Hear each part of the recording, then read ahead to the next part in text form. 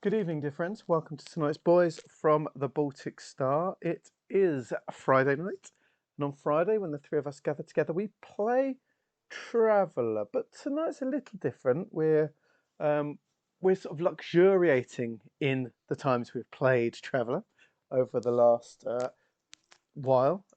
Tonight from the 10th of October 2025. So that's not too far back to think about. So that maybe our old brains can remember a little. Bless you. If you do hear any strange buzzing in the background, that is Ewan has adopted a giant pet fly that I just keep hearing come from one ear and out the other at some point. So keep a listen out for that. If you do notice in chat, please press F in chat for fly, and so we know that you've heard the fly. So we'll see how that goes. Just to get it out. It's just if you see a shadow fall upon Ewan's face, it's not like his wife walking past or anything. It's a fly. Send help. The looming danger is, shadow. of course, it's large enough that it probably hits that weight category where you need a drone license for it. Definitely does. Oh man, so look forward to that. So I'm just waving at my wife. My daughter. She goes through.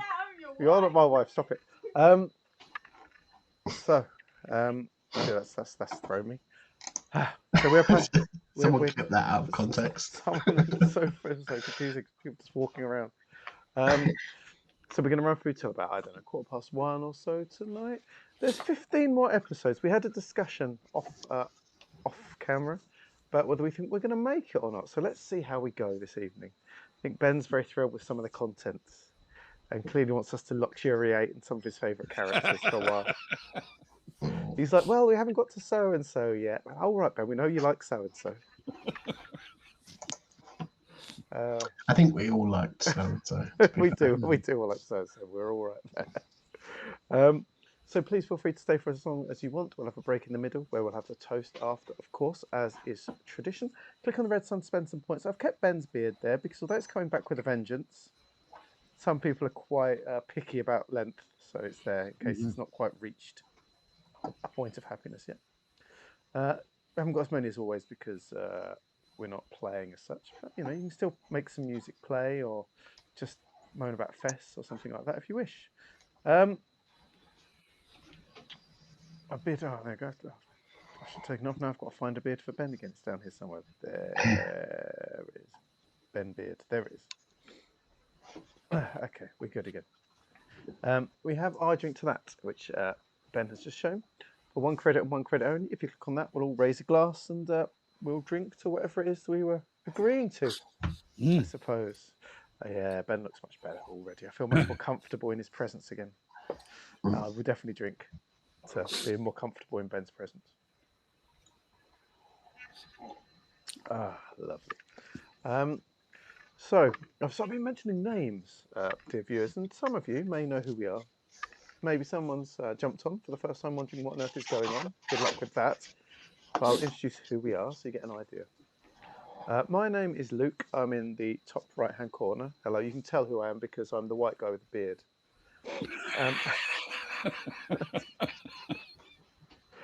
And you could have gone with hat. I'm just saying.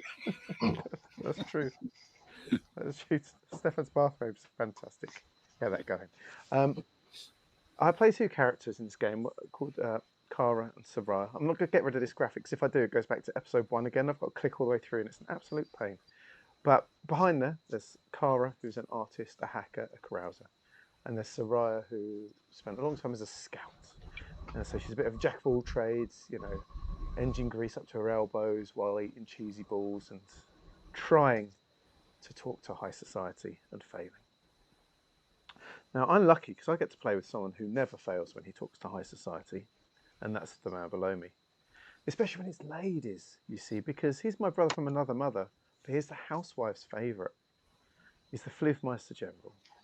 He is the wonderful Ewan. Good evening, Ewan. How are you? Hello, Luke. I'm doing really well, thanks. Doing really well. You sound like you're doing really well. Thanks. You look like That you're might have doing been really well. some of the fly buzzing, to be fair. Yeah, put the fly on. It's more interesting than what I have to say. It's got more charisma. Thanks. The question is there a redeemable beard for fly? A fly for Ewan. Yeah, that's true. That's true. You would miss out on some beard, whilst it is a big fly. It's not fully bearded. It must be said. Oh, apart from your new pet fly, has life been treating you okay? It has, yeah, it has. Not bad at all. And it's Friday, and we get to talk about playing Traveller, which is always fun. It is always fun. What's your favourite thing about talking about Traveller? My favourite thing about talking about Traveller is actually, if I'm being serious, I really enjoy getting a little bit of a peek behind what you and Ben think about the episodes. Because it's all well and good to know what I think about them whilst we were playing through them, but to get a little bit of an insight into how you were both feeling or thinking at the time. It's quite fun. Often I was feeling nothing. I'm cold and heartless as an individual, dragged through by your loving warmth. That really shines through in these discussions. It must be said. You keep me grounded. What does the butcher say in The Boys? You're my canary. Something like that. That what you were. Something like that. Speaking of a man who needs no canary, he just goes piling straight into the difficult decisions and the hardcore action. Guns blazing as always. It is the smartest man in any room. He lives his entire life in the Twin Peaks dream sequence, apart from when he's out and about around Faversham, being carried in a sedan chair on the shoulders of 6 heavily oiled, topless Eastern European men. He is the Queen of Faversham. It is Ben. Good evening, Ben. How are you?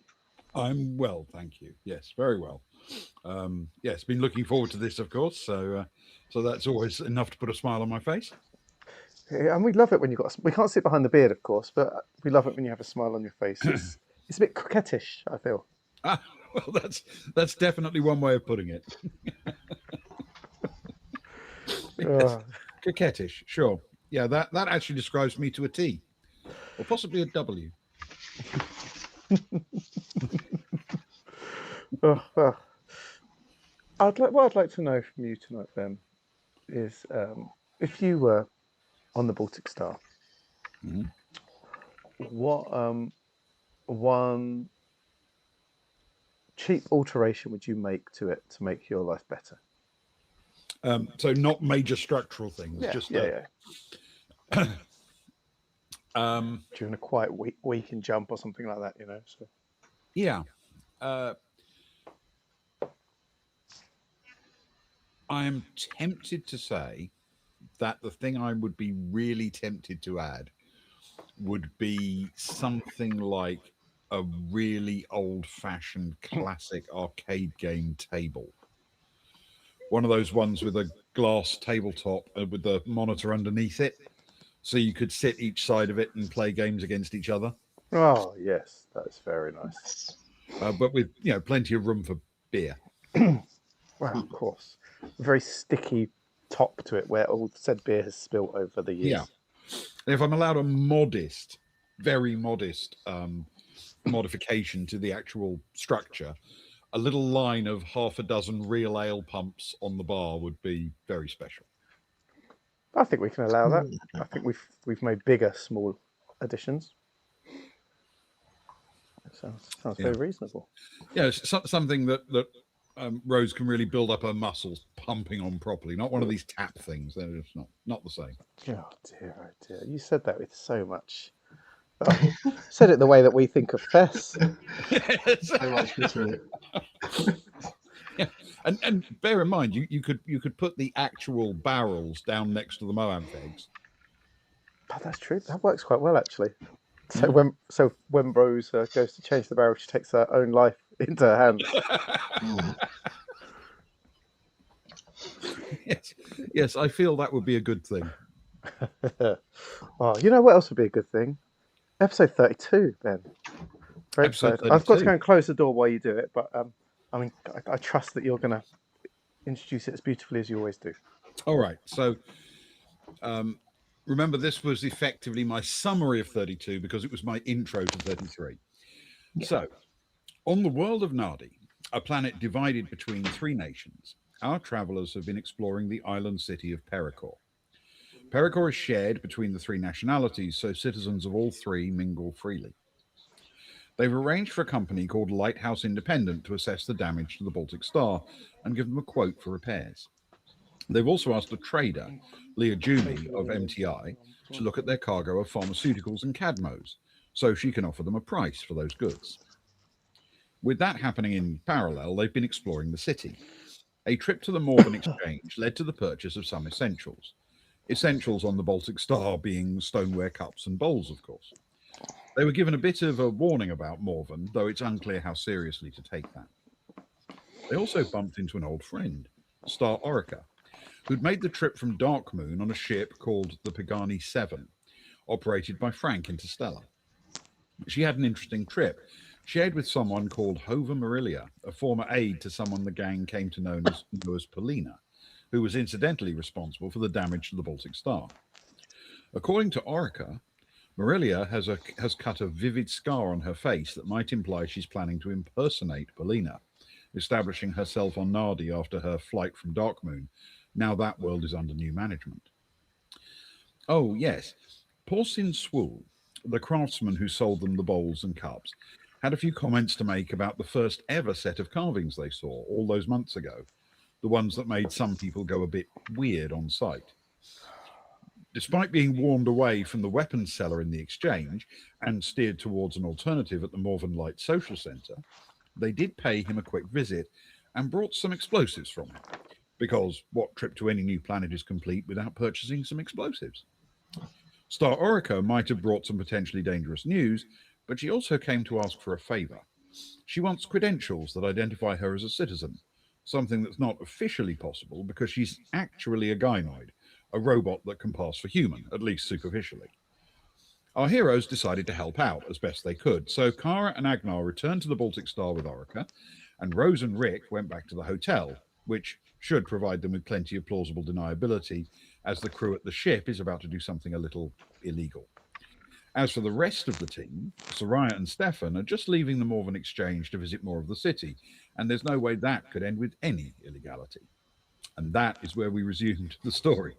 So, oddly, quite a lot happened in that episode. For a shopping episode, I was going to say we actually did quite a bit.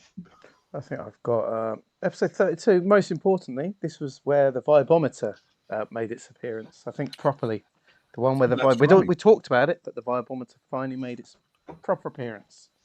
I think the one where the vibometer swings downwards. Sadly, first bit of movement in the vibometer. Yes. Yes, and the bowls were marked on the bottom as Morven made. Wow. Indeed. Very nice touch. Yeah. I think Ewan and I both have the shopping list, but before we go into that, there was some good pseudonyming for Stefan and Soraya. I don't know if you remember what Stefan called Soraya, Ewan? I do indeed. I believe it was Thor buttocks. Thor buttocks. While Stefan was Hafley Legrand. Yeah, that was his. I believe that was his post referring to you as Soraya instead of Thor buttocks. he might have had another one before that, and then I think inadvertently I slipped out a Soraya, and as such, the punishment was to have that name for at least a month, I think. I think there was a Montague as well, sort of something. A lot of names flying around at the minute. Yes, there were indeed. I Which think, is always fun, I think. I think so. I mean, it was nice to see Star again. We asked the most important questions, of course. The most important one was, if she was to stay on the Baltic Star, what side of the ship would she stay on? Yeah. Yeah, she's much more rainbow. We asked girl for than a lot of questions relating to whether she'd be a good fit on the Baltic Star. And then I think the final question that we asked her was, would she like to join us on the Baltic Star? What was the answer to that one, Ben? After the long series of questions that we'd asked, she wasn't keen, in fact. No. Oh. We spent at least 15 minutes just to get a no. Well, Yes, she was very deliberately looking for a nice, quiet ship where she could blend in and not be sort of dealing with new people all the time who might rumble her fake paperage once that was in place. and why was that, Ben? Why might she not want her fake paper to be rumbled? What could there be about her that people might not like, perhaps?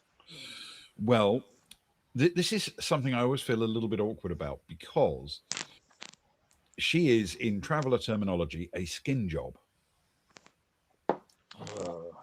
And it feels like it's a slur, even though clearly she's a toaster oven functionally. She's not actually a person. But it still feels like a slur to me. It's a very sort of cyberpunk term for a prostitute or something, it sounds like to me. Yeah, it's and you know, she is well, she always came across as a bit literal and a bit straightforward, but she also joined in with enthusiasm when things needed doing. And I don't think we questioned it up until that point, did we? No. I just thought, As far as I remember. and I say this with love because I live with one and I work with them. I just thought you're playing her slightly autistic. And I was all in on that. I was like, this is great. She's great. I like her. These are people I'm comfortable talking to. Yes, she's an imperfect representation of regular human conversation, but she's very nice. Mm. And let's be honest, she kept a rust bucket flying a long way across space at a very slow pace, and is most definitely probably quite a decent engineer. I mean, I think even if people do work out that she's not technically a person in the strictest sense, I don't think they'll be disappointed with her work ethic or her skills. No. Exactly. So Cara offered to help, I guess, a set of papers so she can be seen as a citizen of the Imperium. I was very happy to offer that, and I think we were all happy to do it. And what that also meant, I think, was a first proper bit of splitting the party, I think. Yeah. Which is always important in a Baltic Star campaign. Yeah, for safety. Oh, absolutely. Because as we know, these things often end with taking off and nuking it from orbit. And if you've got the party nicely separated, that means they don't all suffer the same fate. Especially as two are actually staying on the ship for a little while this time around to be extra safe. Yes. Yeah.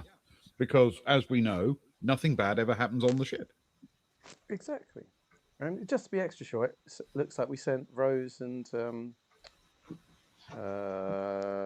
Rick to the hotel. So we were sort of mixing things up, making sure that someone's safe at least.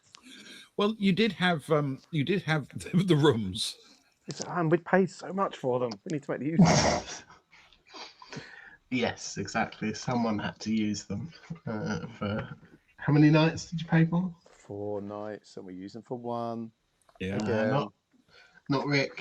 Rick no, used it use them for for like 3 nights. at least Yeah, an extra I night. think I think Great Rose old and time. Rick got a couple more nights out of it. We had a great old time.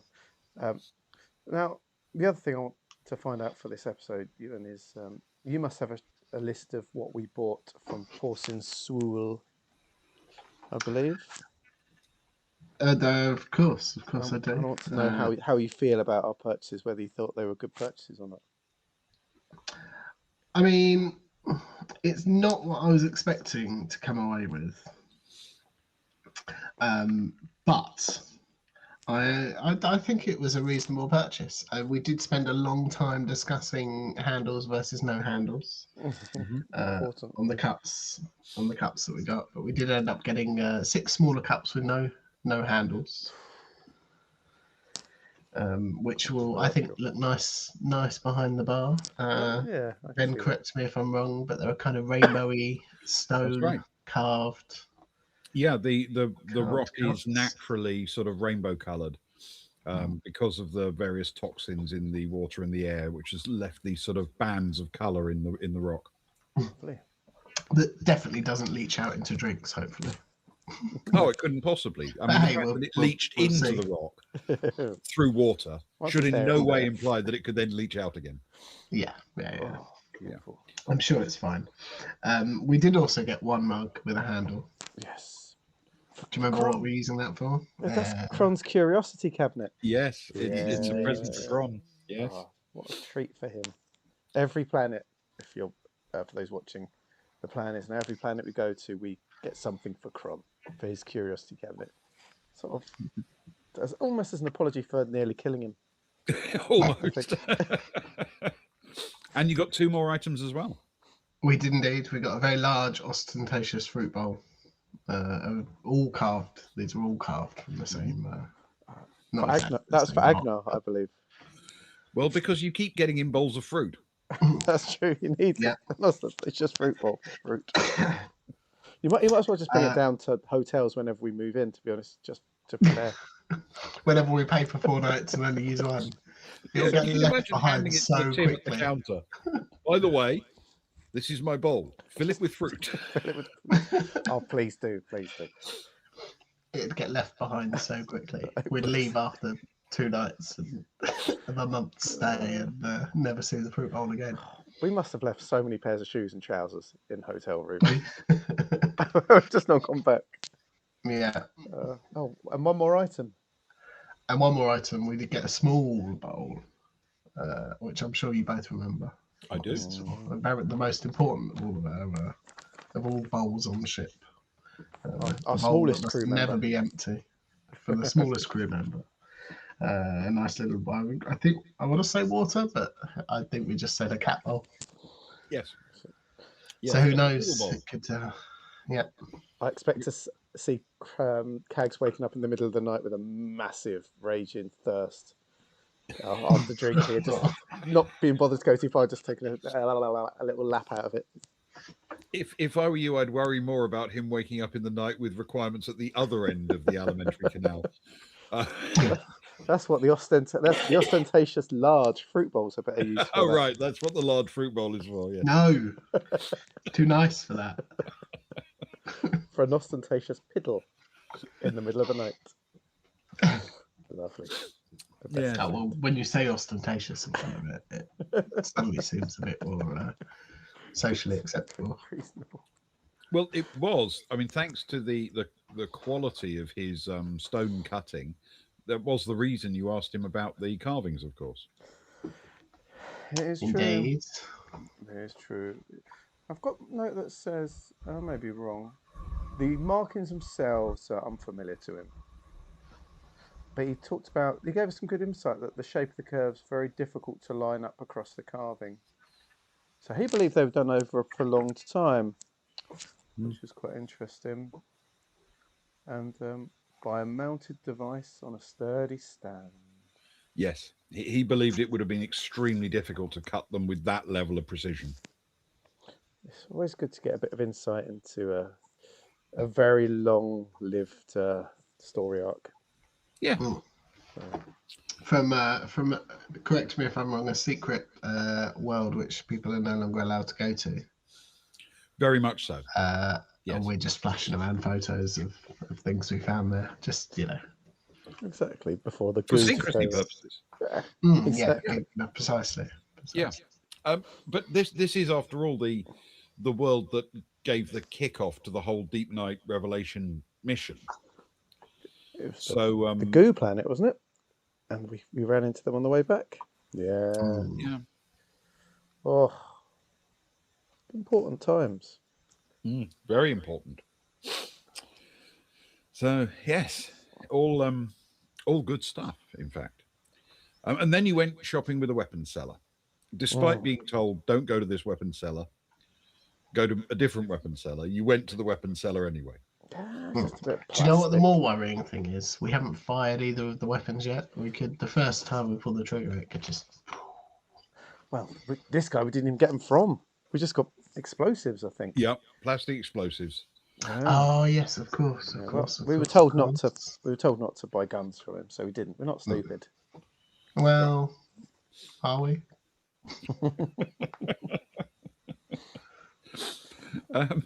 Yeah, it was actually quite a fun one. There's a lot of sort of plot progress and ridiculous amounts of shopping, which I think the first one isn't really our speed, but the second one is. Well, definitely. It's It a was rarity to needed. get both as well, which makes it quite nice, I think. And it was, I mean, fundamentally pretty good vibes, I think. Yeah, I think so. Good old vibometer. It served us well. Since we did, as you rightly say, have the vibometer. The vibometer, very important thing. Very important addition. Which I suppose leads us to the next episode 33. Oh, 33. And this is how I summarized it at the time. Welcome back to the city of Pericor on the island of the same name on the lovely toxic world of Nardi. Pericor is a free city, which is important because the planet is divided between 3 nations. So it's only on Pericor that the 3 share the resources and freedoms of the world. Our heroes have decided that this planet will contain nothing but good vibes. So here goes. The travellers decided to pick the nation of Morven as their starting point, and it's in a hotel, commerce centre and port facility of Morven that they've spent their time almost exclusively. So far, good vibes have included arranging for an engineer to assess the damage to the Baltic Star, arranging for a trader to look over their cargo, and watching a bit of the local team sport, which is charmingly called Rat. These are not the only accomplishments on Nardi, though. Good vibes continued through the surprising presence of an old friend, Star Orica, who has asked the team to commit some identity felonies for her, because as a gynoid robot, she can somewhat pass for human but doesn't have any citizenship documents. Of all the crimes, this must surely count as among the goodest of vibes. The good vibes continued when Orica explained that she had spotted Hova Marilia on her ship. Marilia is a former ally of the now deceased crime boss, Polina. Marilia has carved her face to make a scar that is more than a little reminiscent of Polina, so Orica is concerned that Marilia might be attempting to assume the Polina identity and bring misery and corruption to Nardi, in, I assume, a good vibes sort of manner. The party has also split up to do some crime and watch some Rat. Vibes being goodly throughout. Stefan and Soraya have begun to explore the city on foot and met a girl called Shrita, who claims to be 19 but is possibly rounding up by 3 or 4 years. She was chatting with someone who seemed to be a recruiter for a mercenary outfit, though the good vibes kind, obviously. They paid Shrita to be their guide and asked if she could find a way to put the word out about Marilia's arrival. She took them somewhere called the Kettle House. The Kettle House turned out to be a district in the city that was rather run down and filled with younger citizens and some much older and less well-heeled. Of all the places they've been so far, the Kettle House is the first that isn't completely dominated by Morven citizens wearing their distinctive green and white flashes. Here, the other 2 factions are represented, though in much smaller numbers. Our heroes immediately loved the vibes of the Kettle House, as is mandatory, though Shrita was unwilling to discuss any topics that might be uncomfortable, such as why the population of Nardi is so much smaller than its official level. No doubt the explanation would provide nothing but good vibes, However, Shrita suggested that the travellers shouldn't dig for answers unless they already know what they'll find. In a building marked 607, Shrita introduced the travellers to someone called Ten, a name taken from the position he played when he used to play Rat. He was surprised and unenthused by the arrival of Offworlders, but Shrita talked him round by explaining that these are rich Offworlders. Our heroes asked for his help in finding Marilia, and he eventually agreed, sending some people away to spread the word and doubtless spread some good vibes as well. He demanded money from our heroes for this service, though his fee was just a single credit. Once they paid him, he said, "Sorry to take your money, but I have a rule. I don't do anything for free." And that is where we resumed. The Thank you one for with the explaining. unofficial tour guide. Yes. Indeed. Thanks for explaining, Ben, why I have 607 written down next to Okay. 10 former Rat player. I was like, I know 10 is a former Rat player and that was his number, but why have I got 607 down if I've already got his or position? Well, if I've already got his position, it's very confused. And it makes a lot of sense now. My favourite part of the whole episode, I was just reading the notes as you were doing that, was that Shrita thought that Stefan looked 50 and Soraya younger. There we go. That's all I took from the whole episode. That was the whole thing, yes. That was the whole thing. That's all that mattered to me. God, and this coming just days after, possibly one day, maybe the day of Agnar's 50th birthday. Oh, you just naturally play old. Maybe. it's me, not them. Is that what you're saying? Well, if both your players are suddenly, if both your characters are suddenly being seen as 50, that's true. That's true. they're supposed to be a lot younger. What can I say? I very much enjoyed the intro to this one, Ben. Just for you buying into the good vibes. It was reaffirming, I would say. Lots of fun. And yeah, we met Shrita. Is that right? This is the first time. Yeah. Which turned into a thing. And you immediately paid her 2,000 credits. Oh yeah. For some strange reason, She was being tapped up. Well, she was being tapped up by some space recruiters who I guess we worked out who they were later on. But, yes, because we went over to listen to their spiel to a crowd of people. I think, was that right? Yeah, there were several people standing around. Not all of them got 2,000 credits, I believe. No, just her. No, they were recruiting for 50,000 a year. They promised, but Stefan was suspicious. Thought it must have been a paramilitary or something. So we got there. We grabbed young Shrita, probably 15 at best, and then she took us to the wonderful Kettle House, which Stefan got very excited by. He had visions of rat competitions and all sorts of things. But I think that's the next episode. But he's very full of excitement for the place. It suits his vibe, I think. He was very excited to get a game. I thought we were going to get, like a down the park version of Rat being played at some point. But alas, it never materialised due to other things that we did. Other things came up, yeah. I don't blame you. We had 4 nights in the hotel. A Rat game would have made sense. Yeah. And all of that is fine because I think we did some good in the grand scheme of things. I think so. Just not as good as playing Rat. It's a shame we didn't have much to do with 10 because of as we will see as we go along. It was our only meeting with 10 ultimately. It was. Yep. You didn't follow that one back around. You found other things to focus on. But I quite liked 10 as a character. I thought he was quite nice. There you are, actually.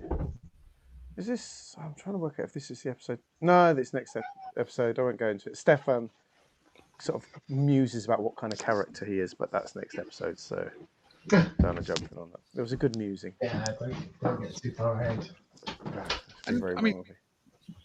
I think partly because of Stefan's background, he does obviously worry that some of the people that the crew associate with are not necessarily entirely upstanding.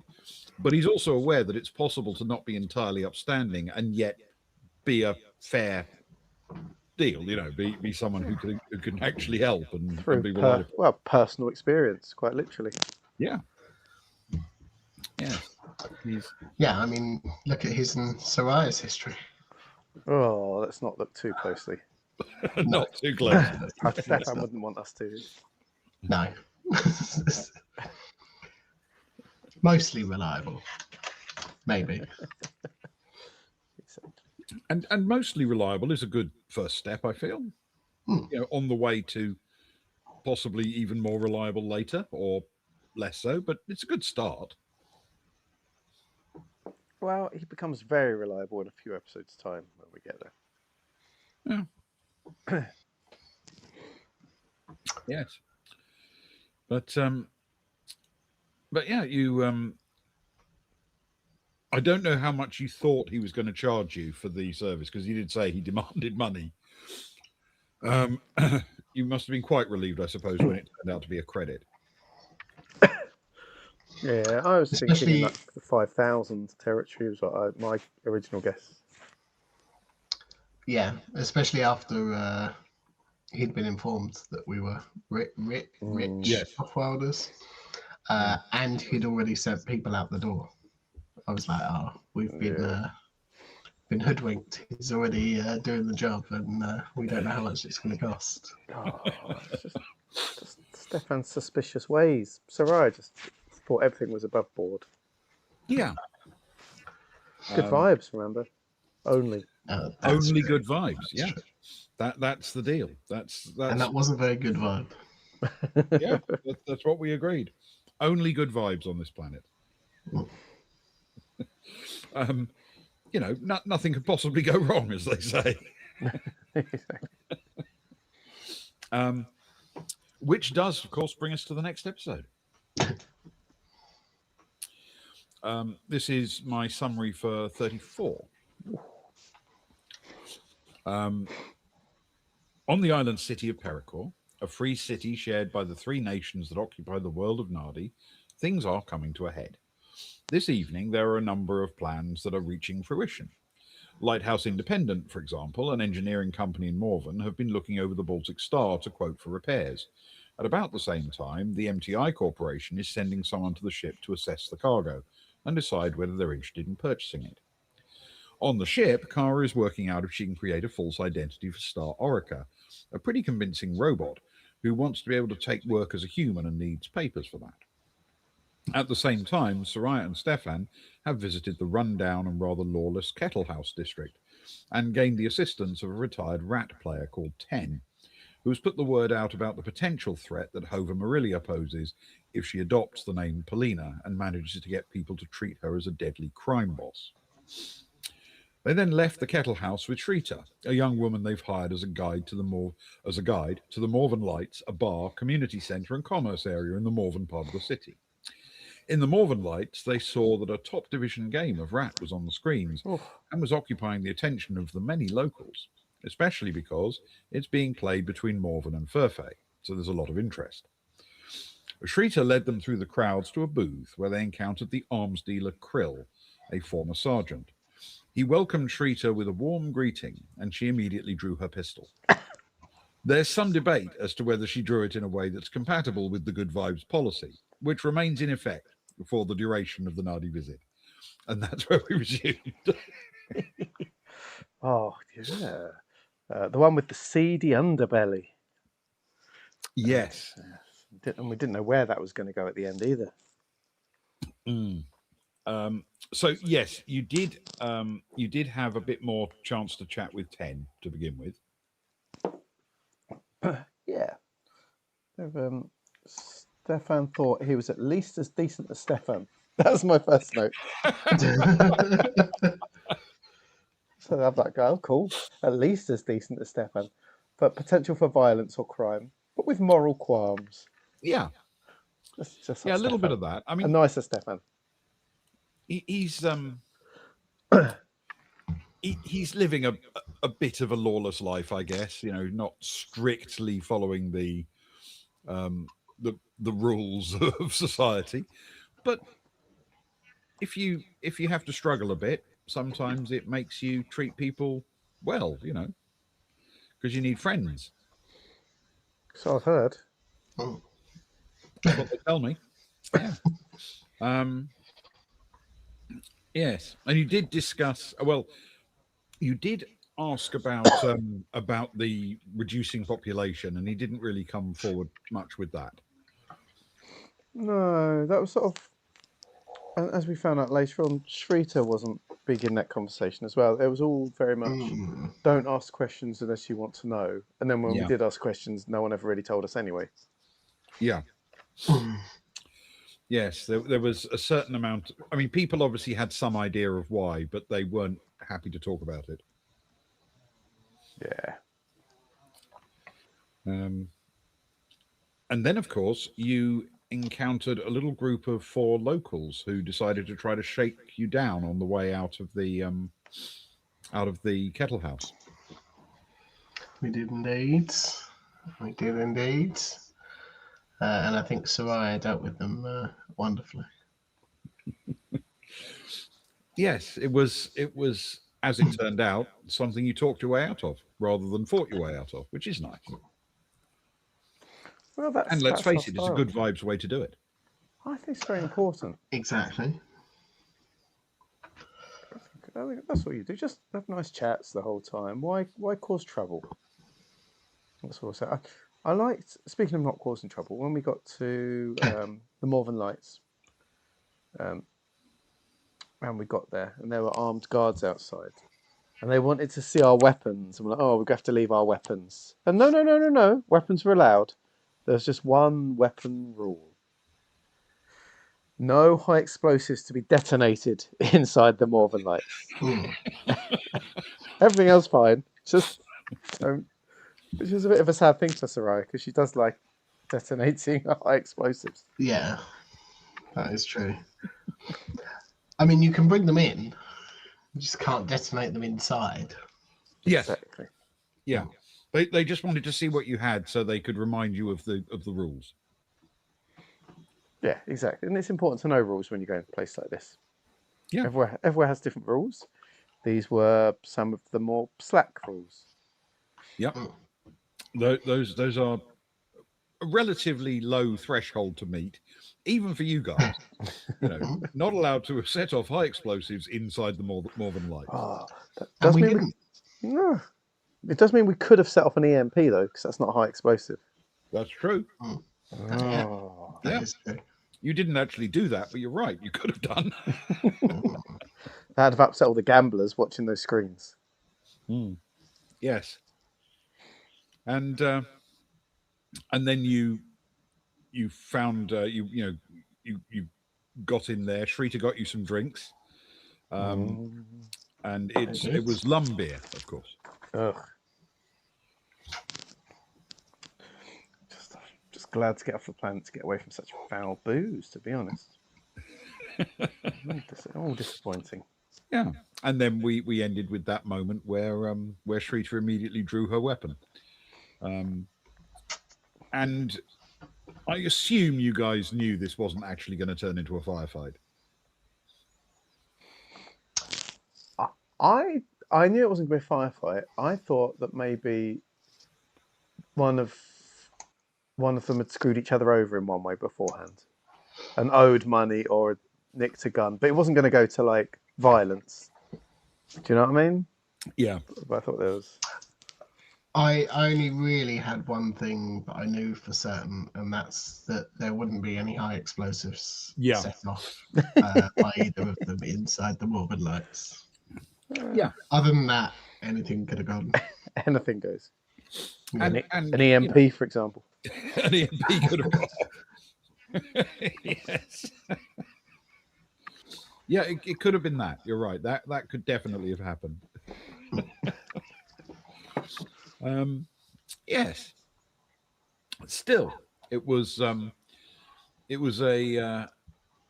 good a good little trip. You got to learn a bit Mm. more about Shrita, a bit more about Ten, a bit more about the local culture, and still nobody was willing to tell you what you were really curious about. Yeah, the Precisely. swines. Every time we tried, we got rebuffed. Heartbreaking. Well, you can't always make it easy for you. What? Can you not? Is that in the manual Feels somewhere? like something I can make easy for you. Yes.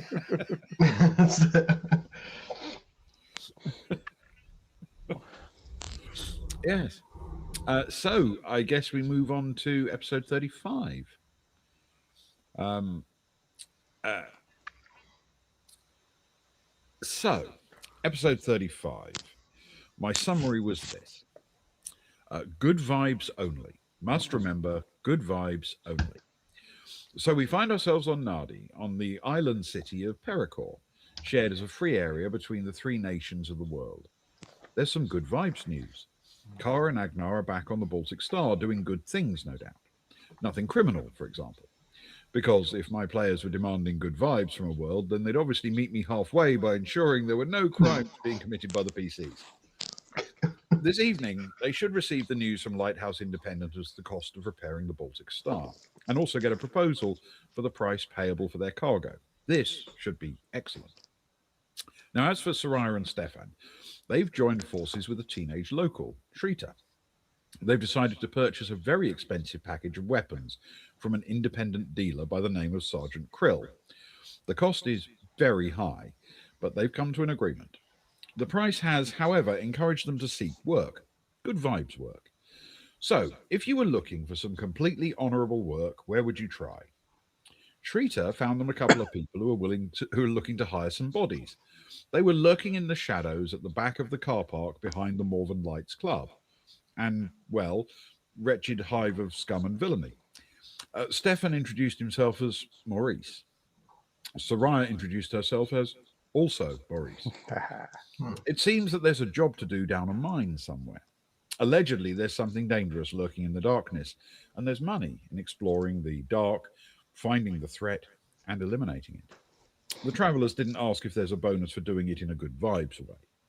As their new employers walked off into the dark, a discussion broke out as to where the vibometer should be set.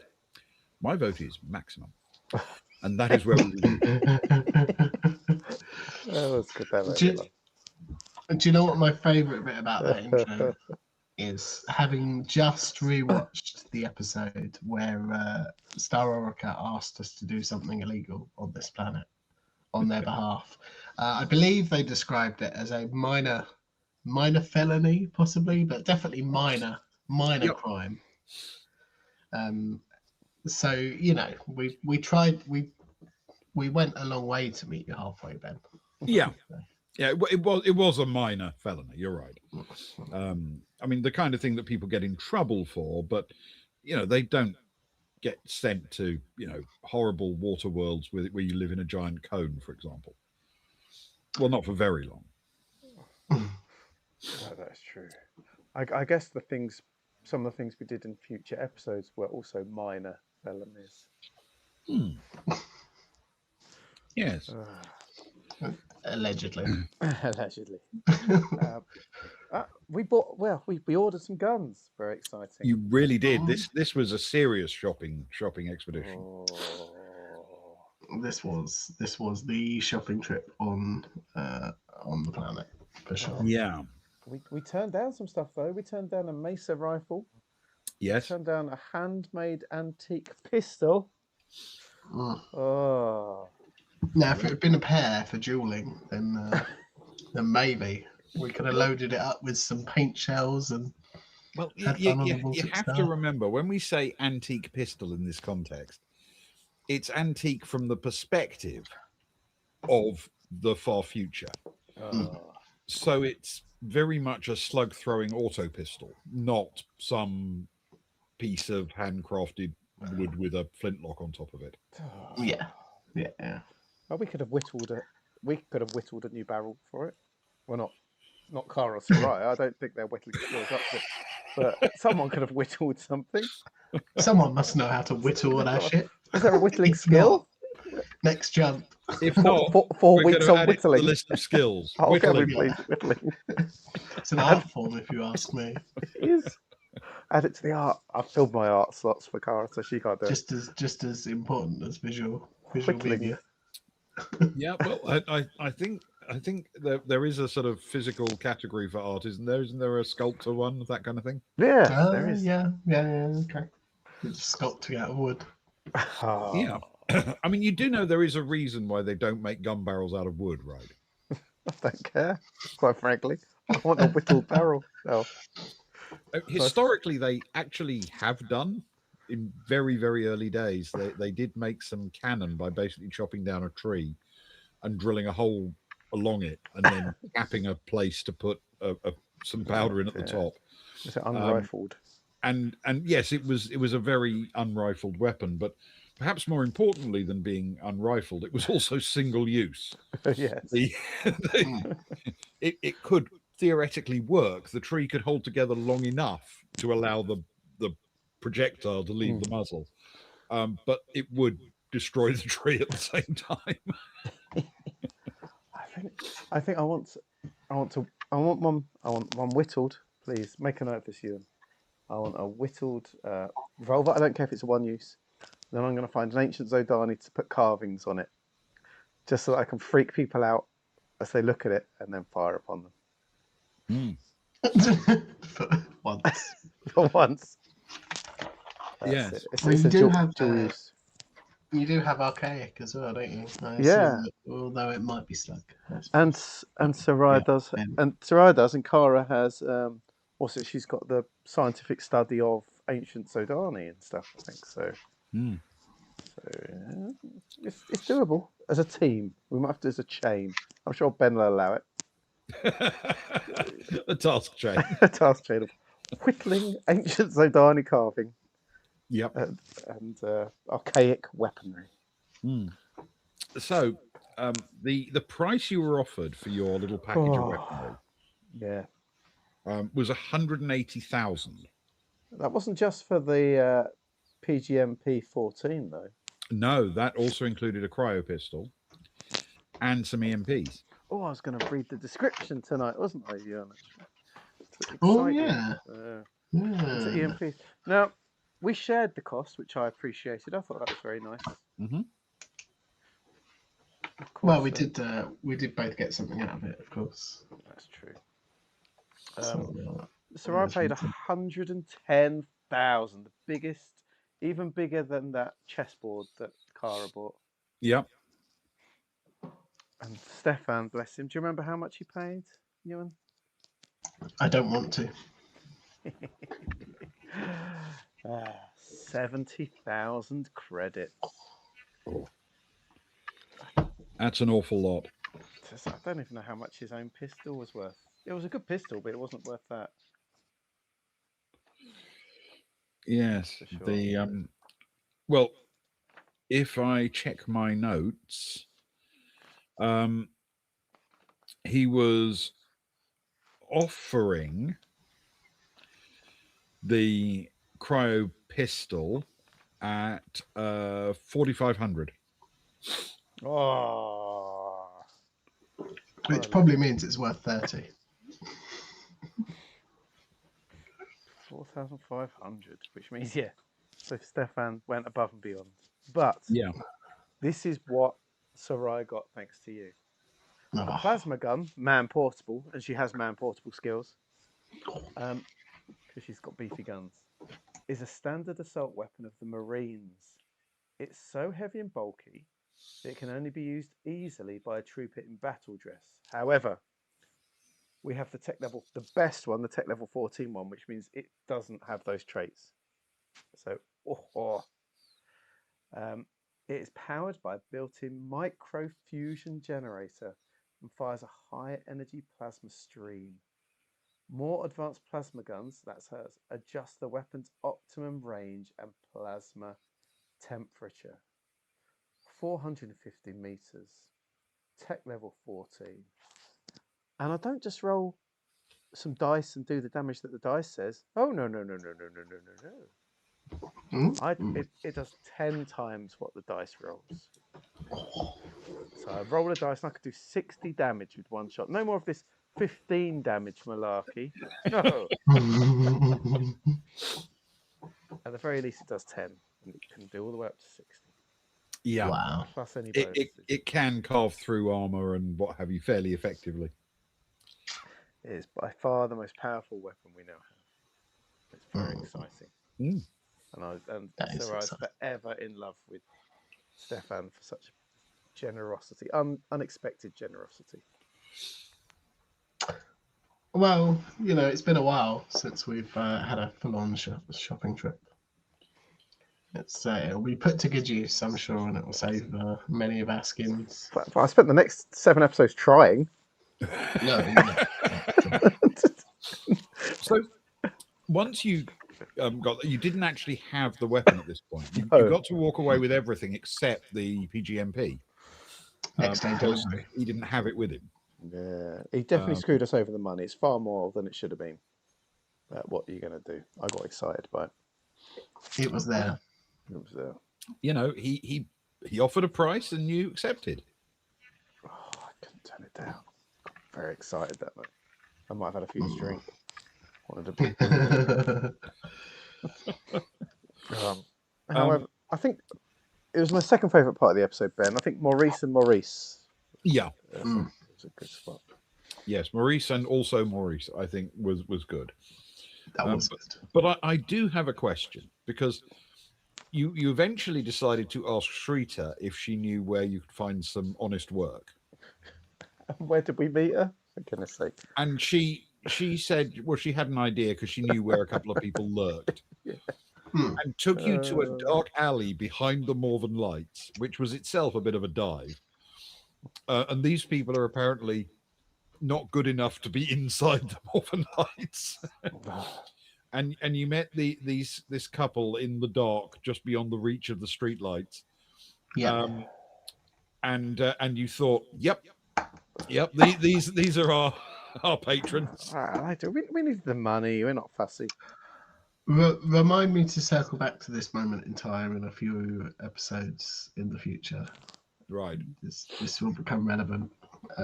This interaction with them where we met them in an alley and decided to help them out with whatever they needed, whatever it was they needed doing. Yeah. And if you found anything down there, there was 40,000 in it. Indeed. Although I believe some of that Luke promised to Shrita. We were Possibly splitting it. all of it. No, we were splitting it. We were going for. I need to check if I've added all that money to the Baltic account. But what I offered and what I didn't offer pales into insignificance against what we lost because of Agnar's trading in a second. So it doesn't really matter. Yes. And who put Agnar in charge of trading? Yep. No, Agnar did. Who was busy doing something else whilst, For a friend, for a dear friend. whilst our trader came on board that you'd arranged to meet up with and do trading with? That was the most painful episode of my life. I can't believe we're about to talk about it. Well, I don't want to relive it. Let's get it out of the way. Maybe want to cry. Your portfolio. Like carefully curated selection of goods. I've worked so hard to get a good value. Yeah, definitely. So you were told, because you decided to take the job, to be at pad West 29 at 0900 in the morning. Yes. And then your two new employers wandered off into the night. Well, what you gonna do? That sounds honest. Like an honest day's work. Yeah, I think that's a valid way to put it. And I suspect that may be where we should take our break, actually. Got stack up on me. But good call. it's worth noting that we could have stayed at the hotel that night, and yet we decided to go back to the Baltic Star. It's true. Mm. You did have the option to go to the hotel. There were rooms and a large bowl of fruit waiting for you. It was. True. True. Oh, the pain. We do it to ourselves. Every Right. time. Every time. Right. Let's tootle off for a minute. Let me click some things. We should be back in 5 minutes or so. Have a wonderful break, everyone. We'll be back for a toast and then some more episodes. Let's get rid of that. I'll put the music on. Let's get this on. There. And we should vanish on the left.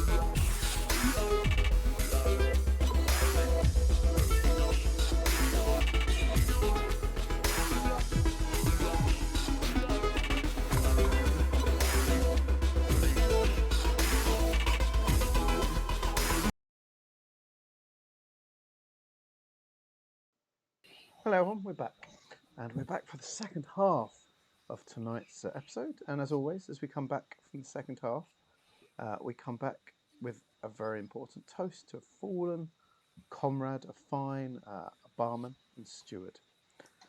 And it's fallen on me for a while now to lead the toast, and I've been very fortunate to come across some of his old writings. It turns out that in those short periods of time between pouring drinks, he would sit upon his stool and muse, writing poetry and the starts of novels on any paper or napkins or the back of beer mats that he could find, and storing them in a shoebox underneath his bed in the Baltic Star. And I found one today, a poem, quite stirring for me, I thought, and I'd like to share it with us all this evening. It goes a little something like this. Half a pint, half a pint, half a pint onwards. All in the alcohol's embrace drank the 6 crewmates. Down it, the vodka and lemonade. Chug it, the blue nun they did. Into the drunkenness drank the 6 crewmates. Forward the 6 crewmates. Is that a man unconscious, splayed? Not though the drunkards knew someone had chundered.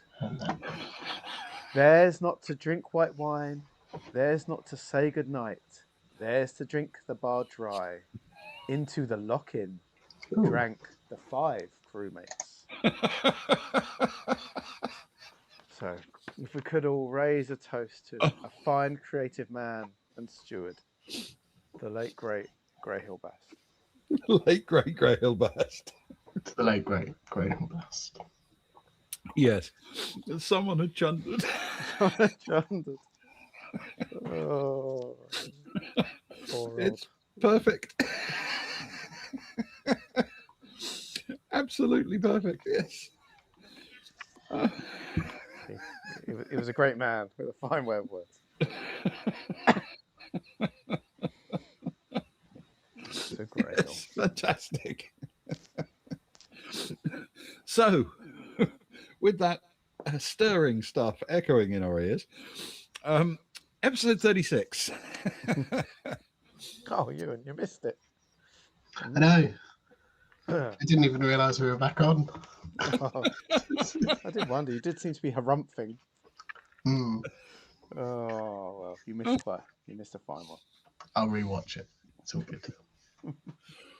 So, last time, well, actually, last time was really chill and relaxed. How did Luke describe it?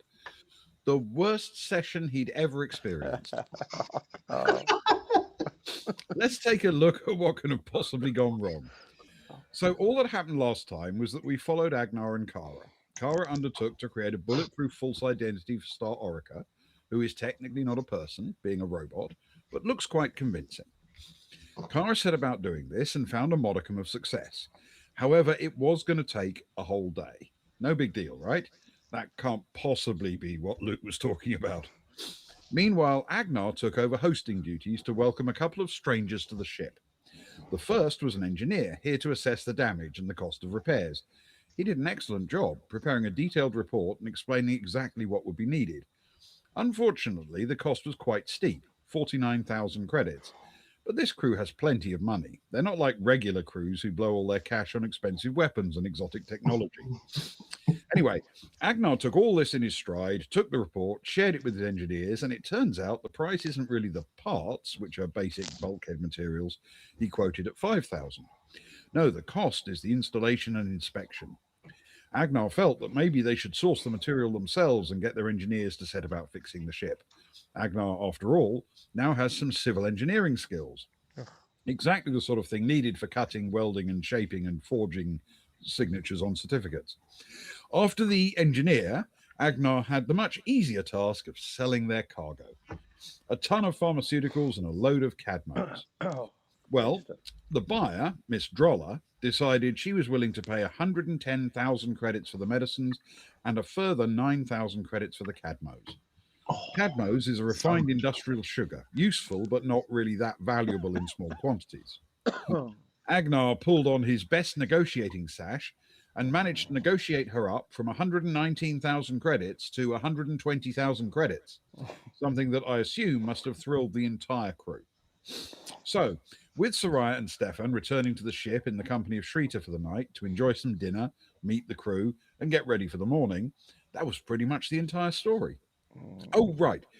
Just for some mise en scène, at 0800, the crew will be able to collect those expensive weapons and exotic technologies I mentioned outside the Northern Lights. And mustn't forget, at 0900, they're expected at West 29 for collection by their new employers, who have some safe, legal, and community spirited work for them. Good vibes, wall to wall. And that is where we resumed. Not good vibes all to wall. Wall to wall, good vibes. I Episode can't possibly 26. imagine that you have anything wrong with that. The one where Agnar dabbles with trading. What a fine dabble as well. Yep. Oh, It was an excellent deal he struck. And I mean, look at that Agnar on the graphic. Mm, He looks so pleased with himself, doesn't he? yeah, he spent it all in the gold tooth, I think. he was so pleased with himself. Let me talk you through some numbers. Do that first. Okay. She offered £9,000 for the Cadmos because of Agnar's wonderful trading. Mhm. £9,000 she offered. Cara got it cheap at 19,000. Looking to double up or something like that. Mhm. So that was rubbish. Hmm. I got the meds at a pretty decent price at 95,000 to sell on.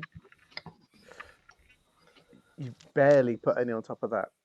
So at purchase cost cheap, I bought all of that for 114,000. You made a £6,000 credit profit only, and it should have been about What? 200,000. I'm very upset. No, it's 6,000 credits profit. No, That's a huge sum of money. it costs that much extra in fuel because of the extra drag from carrying it. But luckily, we can scoop for fuel. Should we require it? Yes, you do have a fuel scoop. I was So very really, upset. it's free. I will point out that you had made the appointment with somebody to come and have a look at our goods, and as very often happens, Agnar gets thrown into the mix when you have other commitments that you may have overextended yourself slightly. And Should we have not helped Star Orica? No, I'm not saying that. I'm not saying we shouldn't have helped. It was a very good thing that you did. Oh, and it's a very sure. bad thing that he did. I'll tell you what. Luckily, do you know what Agnar's broker rolls at? You're minus probably. Do you know what his? Yeah. So you do know. Minus when 3. So when you told him to take charge of the making a deal, Yeah. you were fully aware that he's rolling at -3, if not worse. Still. I'm not sure what the overarching stat was. I'm pretty certain you had one of your classic double ones as well as one of those. I think one of them was a terrible roll, and there's nothing I can do about that apart from blaming the dice and getting new dice. I'll give him a little bit of leeway. But at least we didn't make a loss. No, and he did do good stuff on the working out we can just fix the ship ourselves. So he saved a little bit there, I suppose. There was a bit of money saved there. Yeah. So all the profit we made from all of that wonderful profit you made has gone straight onto materials. That's it. So we made nothing really. I was. Yeah, so we broke even. Apart from the mission that we did. I was so excited about that the pharmaceuticals. I was definitely made money so from that. excited about the pharmaceuticals. And I know, and that was the worst thing, is that you rolled so well for when buying both of those, and it just goes to show that you need somebody who can also roll well when you're going to sell them, even if you bought them at a really cheap price. Oh, I couldn't make you take over doing Shrita's ID though. That would have ended up even worse. You'd like done a crayon picture of her or something. It would have done. It would have done. Oh, For sure. the one thing I was happy about was enforcing Rick's quiz night in canon. That was nice. It's nice to think that the crew Yes. have a little quiz team. But and it was nice that Shrita got to start to have a look around. I know we do a bit more in the next episode. Always nice to get a new friend back on the ship. One that isn't going to put holes in the ship, hopefully. Yeah. So let's move on to some really good vibes, shall we? Yeah, please, let's move on quickly. So, do we have episode to? 37. My summary was this. So, good vibes incoming. Our heroes spent the evening on board the Baltic Star. It was partly to get a rest, as they had an early start in the morning, partly to show Shrita around, but mostly to reconnect with each other, make plans, and learn about each other's activities. Stefan and Soraya had made their expensive weapon deal and were going to collect their purchases at 8 in the morning. They would aim for pad West 29 at 9 to be collected by their new employers, because that's right, the party is taking on some honest work. They also had to be updated on Agnar's wheeling and dealing. By common assent, he'd done very well in his planning for the repairs for the ship, and perhaps slightly less well in his trading. Still, he managed to get 120,000 credits into their ship account, which isn't terrible. As the evening wore on, Kags decided to enter a drinking competition against a robot, and astonishingly was victorious. It's the sort of thing that legends are made of, if he ever finds out that Star Orica isn't a biological person. The plan is for just 6 of the travellers to go on the work outing. Agnar, Kara, Soraya, Stefan, Zoe, and their local guide, Shrita. The earlier trip to collect their purchases from Sergeant Krill outside the Northern Lights didn't even require that many. As Shrita led Soraya and Stefan through the morning streets, they realized they were being followed. Selecting a suitable corner, Shrita surprised the man who was following. He seemed very scared as she pressed a pistol into his chin and revealed that he was worried about the population decline on the planet. He said that few of the losses were Morven citizens, but Furfey and Asinti people are disappearing. He's been following the travellers because he thinks they're onto something related to those missing people, which is weird. Our heroes have tried to ask a few questions, of course, but they've been rebuffed whenever the shrinking population is mentioned, so they have no reason to think they're on the trail of any answers. The man was wearing a Morven patch, but Shrita tore it off to reveal underneath the colours of Furfey. Such things are serious crimes on Nadi, but their captive simply said he thought the risk was worth it. When they let him go, he fled, but Soraya had made a note of her communicator number and slipped it to him. After that tense encounter, it was a relief to have a very civilized exchange with Sergeant Krill in the dingy car park at the Morven Lights. They got their weapons, he got his money, and he gave a little kickback of some sort to Shrita, which she said was unexpected. Lugging their new kit, the three made their way back to the downport through the morning light to join the other 3 and set off for their new job, which is almost certainly nothing to worry about. And that's where we resumed. Oh, the one where we tool up. Yes. And yes, he gave Shrita a little slim box as a finder's fee at the end. That's right. That's right. A little bit. I lost some trust in Shrita this episode, it must be said. Really? The way she acted with the guy, I guess, like it felt a bit of a cover up, and it's something, depending on how the next episodes went, I might have pushed more into, if that makes sense. Hence why Soraya gave her number to the guy. Because she was very keen for him to not spread this information. Like, we've been trying to get this information why people are vanishing, and her and that just constantly shushing people. Just let someone tell us. Let someone know. Shrita, why are you doing this? Are you like sus? Do you know? Are you just as bad as everyone else? Is it your race is just poo-pooing down on people? Like, what's going on? it was a bit of a roller coaster because we found out we were getting followed, and then she sort of took care of it herself, more or less. And there was a moment where I was like, "Oh, that's quite impressive." She clearly knows how to look after herself, and is doing the same for us. And then, as you say, as the conversation led towards the population decrease, she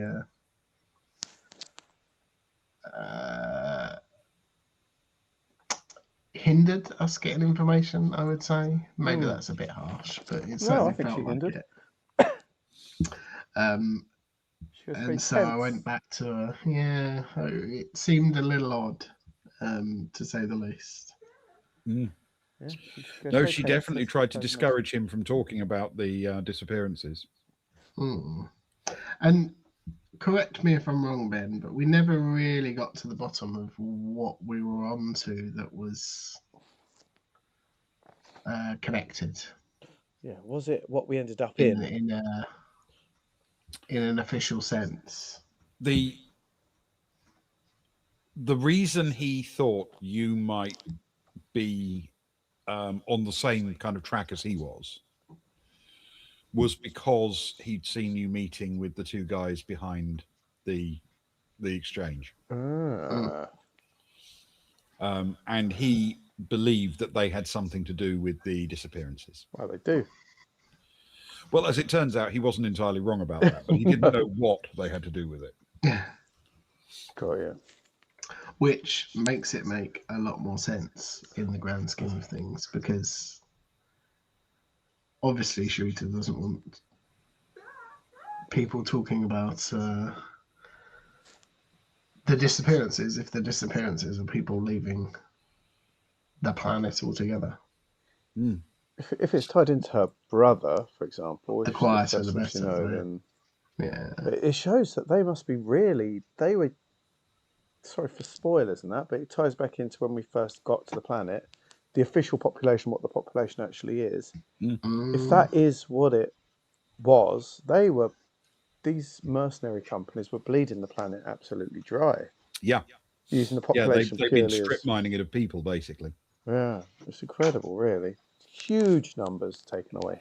Yeah, and you never actually ended up talking to the like bosses of the factions or the overall planetary leader on Pericor.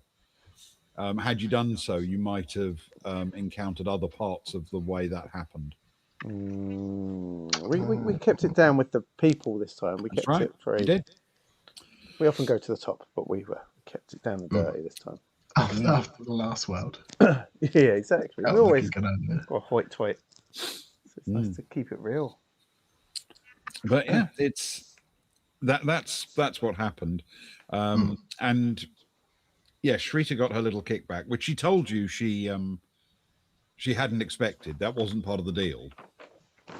I don't know if you believed her, but No, not really. no, by this time you were a bit suspicious of Shrita. But I think I didn't have any major problems with it. I think that it felt very much like like if you're, I guess, a Western person going to a more impoverished country as a sightseer or something, and word gets out there's someone with money around. Yeah. It's like, I'll get them to this person.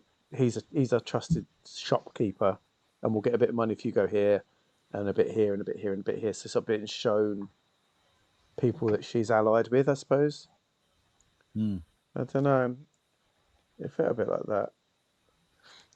And thinking back now, it has a real. It feels a lot like Africa during the slave trade. All of a sudden,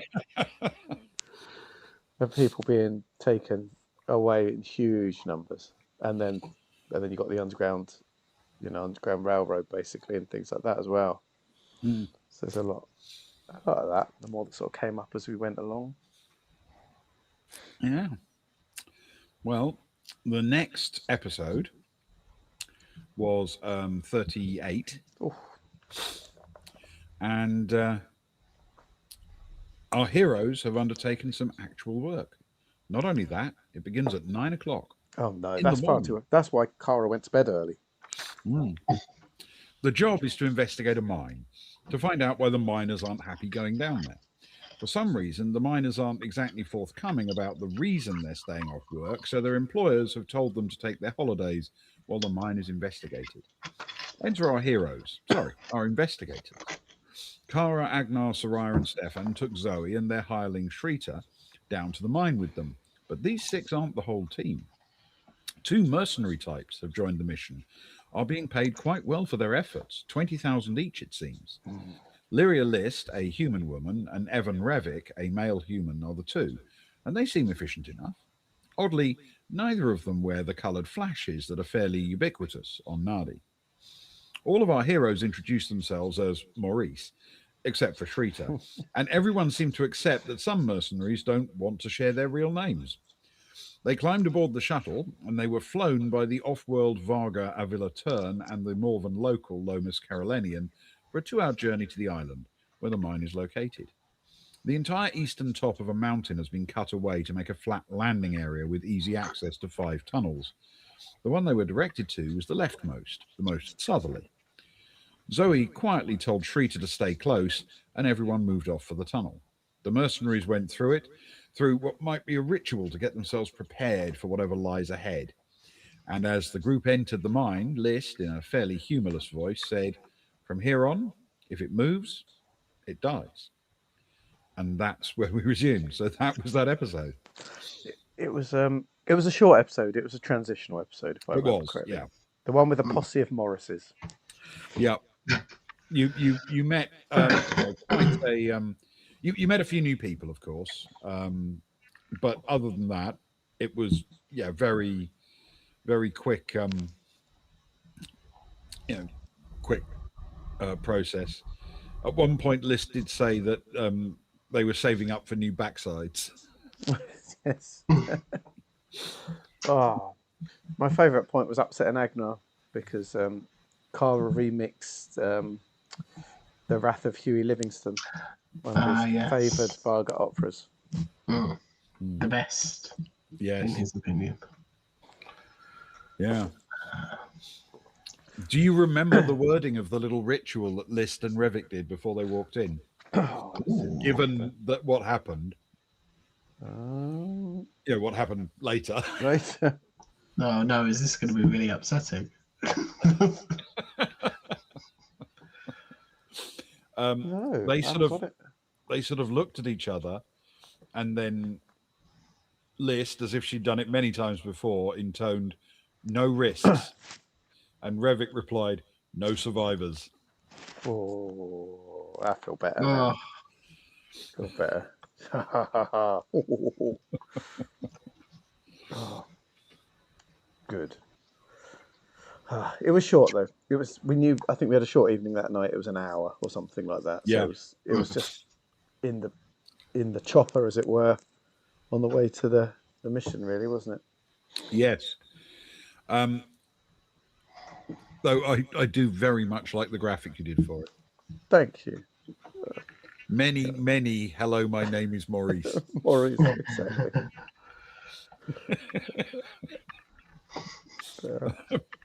I get so lost whenever we do names. I get well into it, and then I just start calling everyone wrong names all the time. There's a tipping point, isn't there, where I certainly completely just forget about anything we've ever had, and up until that point, it's good, and then after that point, it could be anything. Who knows? Could be anything. I think in a couple of episodes' time, Cara starts talking to Agnar. It should be Stefan, but then you pretend she's called Agnar on the phone.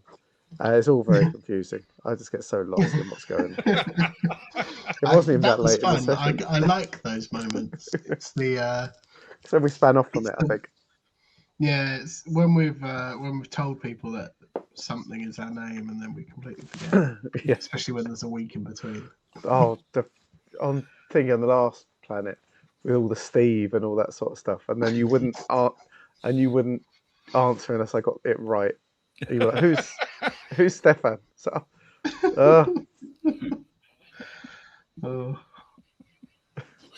Yeah. Yes. So the next one I think was actually pretty brisk as well, We did have a um, couple of quickies, I think. because my intro for 40, so the description of 39 was, our intrepid heroes have begun a day of honest work, and nothing is more terrifying to them than that. They've taken Zoe and their new hire Shrita on their outing, and have been accompanied by two mercenaries, Lyria List and Evon Revik. The job is to explore a mine where the workers have begun to refuse to work. Seemingly, there's something creepy down there, though it's hard to know exactly what without, well, sending some canaries down the coal mine, so to speak. Behind them, they leave a new friend, perhaps called Ten, who's keeping an eye on Hova Marilia, possibly a threat to the party, possibly a threat to the planet. On the ship, there's work to do, as Agnar has left the engineers with the responsibility of repairing the Baltic Star without the services of a professional set of contractors. At the bottom of the mine shaft, the party found a network of galleries cut into the rock, with areas where ore has been extracted. A little exploring didn't reveal much that raised interest, except at the last junction they visited, there's quite an unexpected sight. A little tuft of grass, dead or dying, but clearly it had tried to grow in the dark, toxic environment. Weird, right? And that's where we resumed. Oh, what is this one? This was the one where Explore the Mines. It's a boring title, but we Yeah. started the Mm. mines. Well, not knowing the layout of the mines when you got down there meant that you sort of split into groups and went hunting through various different passages, It was quite slow moving in that regard. crossing I back think. and forth. You also, of course, planted an EMP on the lift. Very important. We always need to plant EMPs. Yeah. Yeah. But eventually you did reassemble on the western side of the complex. Oh, see, we knew where we were because of Ewan's map, of course. Yes. Which I've deleted it now. That's very upsetting. It Why would I wasn't as delete far such a off beautiful thing? It as wasn't. Far. as it could have been. Let's put it that way. It wasn't. It wasn't horrific. It was quite good to be. It was very. It was quite similar to. It might Yeah. even been better than mine actually. Similar. Similar. No, I think. I wouldn't go that far. Yeah. I think you both had the gist down, We frankly. had the gist. We got the idea. Yeah. Yeah. Yes. And so I suppose effectively racing on, because there was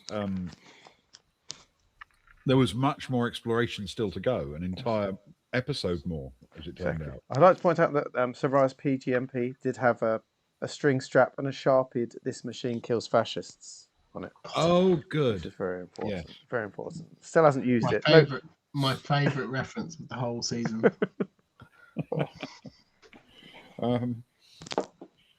Yes. So my introduction for 41, so the summary of episode 40 was this. While repairs are underway on the Baltic Star, our heroes, along with old friend Zoe and new friend Shrita, have set off to find out what mysterious goings-on have led to a group of miners being unwilling to actually work down the mine. It's a paying job, and they're not the only people who've answered the contract. They're accompanied by a pair of human mercenaries, Lyria List and Evon Revik, and all of them have been assigned to investigate one of the shafts of the mine. Deep underground, on a remote island on the planet Nadi, they began to see some unusual things. They found some dried, dead grass, an actual plant of the type used for producing oxygen. Odd, but possibly explicable, I guess. Deeper in the mine, however, they found something really unusual. In a cave where mining had taken place, they found a group of stones arranged in the form of a human skull. As they moved on to explore further, Stefan, being sneaky, stole a couple of the stones. On the wall of a nearby passage, they found a painted reminder reading, "Remember to move some rocks and check for messages." Looking at the stones Stefan had stolen, it seemed they were just stones, nothing special. They went back to the cave where the skull had been laid out, and surprisingly, the missing stones had been replaced. Not only that, but under the skull, additional stones had been laid out in the shape of a word: unwelcome. Wondering how the stones had been moved without any people being moved, the party explored around the area. They found a number of small radio-connected seismometers. These devices communicate like a network and can reveal any movement of the ground, including footsteps. In a stroke of genius, the party decided to tap the seismometers to produce a message in Morse code, which both Agnar and Soraya know well. Agnar attempted, "We come in peace," to no obvious response. Kara suggested, "We're not Morven," still nothing. Soraya took over from Agnar and attempted, "We're not miners," nothing. They asked the group if anyone had any ideas, and Trita, the only local in the group, suggested Damin Rill. Soraya tapped it out, and in a few moments, the team heard sounds like moving rock, and to the west, the passage was lit by a soft glow. Mm. This was genuinely a very clever idea of yours. I was I- very, very pleased with this. You never, in all our time, you've never seen more like a proud dad. The one where we use our science brains. Could have done the one where Ben is our proud father. The one where we use our science brains. Yeah, that was a very, very clever idea. I like that. And obviously saved all of the possibilities that you might have never found the hidden cave, because there would have been rolls involved and all sorts of things. Mm. Oh, I guess we could have come The other down, found thing- nothing, and gone. Yeah. And the other thing was that this was a points redemption essentially. Otherwise, Stefan would never have stolen rocks because there was nothing else in the cave Yeah. that he was going to steal. I'm Stefan's going to sneaky steal from one of my masterclass. friends. It was a Stefan sneaky masterclass. So he probably cheaply picked up a couple of rocks and put them in his pocket and went away. And I like to think that if we hadn't have done that and come back, then there might not have been a change in the rocks whatsoever, and they might have just been as they were, and we would have had no idea that anything was down here. It would very much have changed the whole direction we went on this planet. Yes. I mean, I wonder what would have happened if you'd gone down that passage the other way, of course, and you'd found the message on the wall. Yeah. But had no idea what rocks it referred to or why. Yeah, I mean, we might have gone back and moved the rocks and checked for messages, but we wouldn't have then. We'd have moved them, gone away, and chances are we probably wouldn't have gone back at that point because we'd already been there and checked those rocks. So why would we check those rocks again? I don't know. Yeah, I like it. It was a really good chat interaction. That I like it when those things have a small immediate impact, but a larger secondary impact. Yeah, on where we go. It's a lot of fun. As an aside, Ewan, do you remember what animal Stefan's nemesis is? Oh. Soraya and Stefan had a chat as we were walking down the corridor about the past, and Stefan's running with his nemesis. I don't think I do. It was a goat. Goats. That's sad. I like goats. You like goats. But Stefan doesn't. Canonically, he has issues with goats. Luckily, there was no goats down there. Just stones. No goats at all. No goats. No. Completely goatless. Goatless minds. Can you believe it? Terrible. Yeah. That is a minor crime. Yes, indeed. So the next episode 41, there are some tensions underground on the balkanized planet of Nadi. Our heroes, along with their friend Trita, have explored a mine shaft on the orders of some paying clients, Avila Tern and Lomis Carolinian. Allegedly, the miners are unhappy about something in the depths, so there's a reason to make sure it's safe, to put everyone's mind at ease. Down there, they found the sort of spooky goings-on that might imply a good reason for miners to resist going down to do their jobs. They're accompanied by a pair of human mercenaries, Lyria List and Evan Revik, and all of them have been assigned to investigate one of the shafts of the mine. The party found evidence of intelligence down there and set about communicating via Morse code. After a few messages elicited no response, Shrita suggested they try to send the message Daman Rill. This got an answer. A secret door opened and the explorers were welcomed into an underground community. Daman Rill turned out to be Shrita's brother and someone she had been trying to find. Once the siblings were reunited, the conversation turned to just what on Nardi this large group of people were doing down a mine shaft on Nardi. It emerged that they were, in a manner of speaking, deserters. People on the planet had been lured into volunteering to take mercenary work off world and not coming back, employed by an organization called Northern Mercs. Perhaps the work is dangerous, perhaps it's not exactly as advertised, but whatever is happening, significant numbers of the volunteers have been jumping ship and fleeing to this mine. The place makes sense. It's pretty secret, and on the top there's a huge flat area where ships can land and take off. Quietly, starships have been collecting these refugees and flying them away to safety somewhere. Only, and here's the question, how have they been doing all that inside a working mine?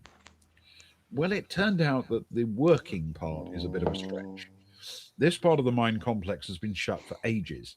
Only the refugees and their allies have been coming down here, which raises the question of why the mine owners would be reporting the complaints of the miners if there aren't any miners. All eyes turned to List and Revik, and the two were swiftly disarmed. Our heroes discussed what might happen if they allow these two mercenaries to report back. In response, List asked, "What do you think happens if we don't report back?" So, Oh, the one where we learn the truth about our employers. yeah, yes. I did feel a bit guilty about this one because it felt like I was slightly falling down on the good vibes policy. Yes, yeah, very much so. So It's all far, down to you. we'd had a fruit platter, we'd bought some weapons, we'd informed some people in a nice little housing area that there was someone untoward on the planet, and they'd gone out looking for them. Bought new And then guns. Nice chat about a and then goat. yeah, bought some Ah, cups, bought some guns, bought a nice little cat bowl, and then Ewan things likes goats. Yeah, I need to alone. Turns out we didn't ask the right questions or actually think about why on earth we've been brought down here. Just too keen for and money. that's the callback that I was after. Mm. That moment when we met two shady people in an alley and didn't ask them who they were or why they wanted us to look into what was going on in the world. Yeah. We're just like, yeah, sure, we'll do that. How much? I just assumed it's like Austin with the mine down there, to be honest. Clear out the Ironically, spiders. they actually told you when they hired you that if you needed any extra information from the miners, they could arrange for you to meet with some, Oh, which you never asked about because I actually had a plan for how they were going to do that. Oh, really? We Yeah. just needed the money. We just spent 120,000 to 180,000 or whatever. and that was probably the driving force, to be honest, is that we hadn't had any income for a while. Yes, we're still living off the Bass Things test, are the Bass test millions. apart from all of that money that Agnar made, there hasn't been a lot of income coming in. Behave. Yeah. Yeah. Well, apart from that tremendous deal that Agnar secured, yeah. Hmm. Yeah, he's basically Yeah, been exactly. keeping the whole Thanks, thing mate. afloat, frankly. Don't you start. Yeah, things are looking a little bit tight. We're not going to be able to So stay in the best hotels at this rate. we should press on to find out No. just how good the vibes get. Because obviously the next episode They do basically improve. plays still down in the mine shaft. Absolutely. Yeah. And was mostly negotiation, if I remember. There was very little other than talking. Oh, we love talking. Yeah. So episode 42. So things have taken a dark turn on the world of Nardi. Our heroes took a job from two people, Avila Turn and Lomis Carolinian. Allegedly, there was a production problem at a mine where the workers had found something unsettling. Our team took Zoe in case there was violence, and Trita, who is their local hireling, along for the ride. They were also accompanied by two other mercenaries hired for the same job, Lyria List and Evon Revik, who seemed competent enough. Exploring the mine was a bit of a chore, but to cut a long story short, eventually the team found a group of people living in the mine who were deserters from a mercenary company, Morven Mercs. One of them was Shrita's brother, which might explain why she was trying to enlist as a mercenary when the party first encountered her. Worried that the mission might turn ugly, the party disarmed List and Revik and began to learn what they could from the refugees. The one they negotiated with chose the nom de guerre of Kettle House in honour of the slum district on Pericor. It quickly became clear that the mine was not currently operational, so there were no miners to complain about the unsettling things happening underground. So, best guess, the team had been hired to find any deserters and stop them using this mine as an escape route from the Morven Mercs. If so, the bad news was that the party was not on the side of decency. According to Kettle House, there had been people sent to look for them before, but those people had been Nardi recruits, and they'd joined the refugees rather than report back. He also felt that the two independent mercs, List and Revik, might need eliminating. While all this was going on, Zoe and Stefan searched the two carefully. They found and took a blade from each of them.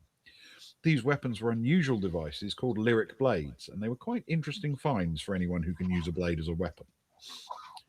Kara eventually decided, reluctantly, that they would have to report back that the mine was dangerous. Only 4 of the 8 who descended would return, and they would relate that the other 4 had been lost below. As part of that, unwilling to leave a pair of skilled warriors unsupervised, Kara gave the nod to Zoe, and they lined up to take care of the problem. Kara shot Revik in the back of the head with her pistol, a lethal shot. At the same moment, Zoe used her carbine to shoot List in the back of the head as well. Both fell dead to the floor of the mine. Accordingly, the team prepared to leave the secret area in the mine. Agnar volunteered to remain, and Shrita was staying as well with her brother, because Damanril was her real objective anyway. Kara, Soraya, Stefan, and Zoe stepped back into the main part of the mine, and the secret door closed behind them. So there weren't that many actual good vibes in this episode, to be fair. We did everything we could. No. We had a lot of options, didn't we? And one by one, the possibilities became not possibilities. Yeah. Until Kara worked out there was only one thing left. And Ewan and I were discussing at every single step what was still a possibility, really. Until we got down to like 2 and then 1. Because we'd rather not. I don't know. But yeah. One thing that was very good vibes. I'm glad we had Zoe along for this one. Yeah. I'm glad that happened. I think they are very well suited. Not necessarily for this kind of activity, but for certainly having some kind of Zidane juju on hand. Just to make sure people are telling truth is always handy. I don't know whether it was actually accurate in this situation. I'm sure we asked Zoe to have a little we did, didn't we? Look around and see whether they were. Yes. Yeah, and I can't remember what the outcome was, but it's always just reassuring to have, I think, sometimes in these sorts of situations. Yeah. Yes, I think that's a reasonable way of putting it.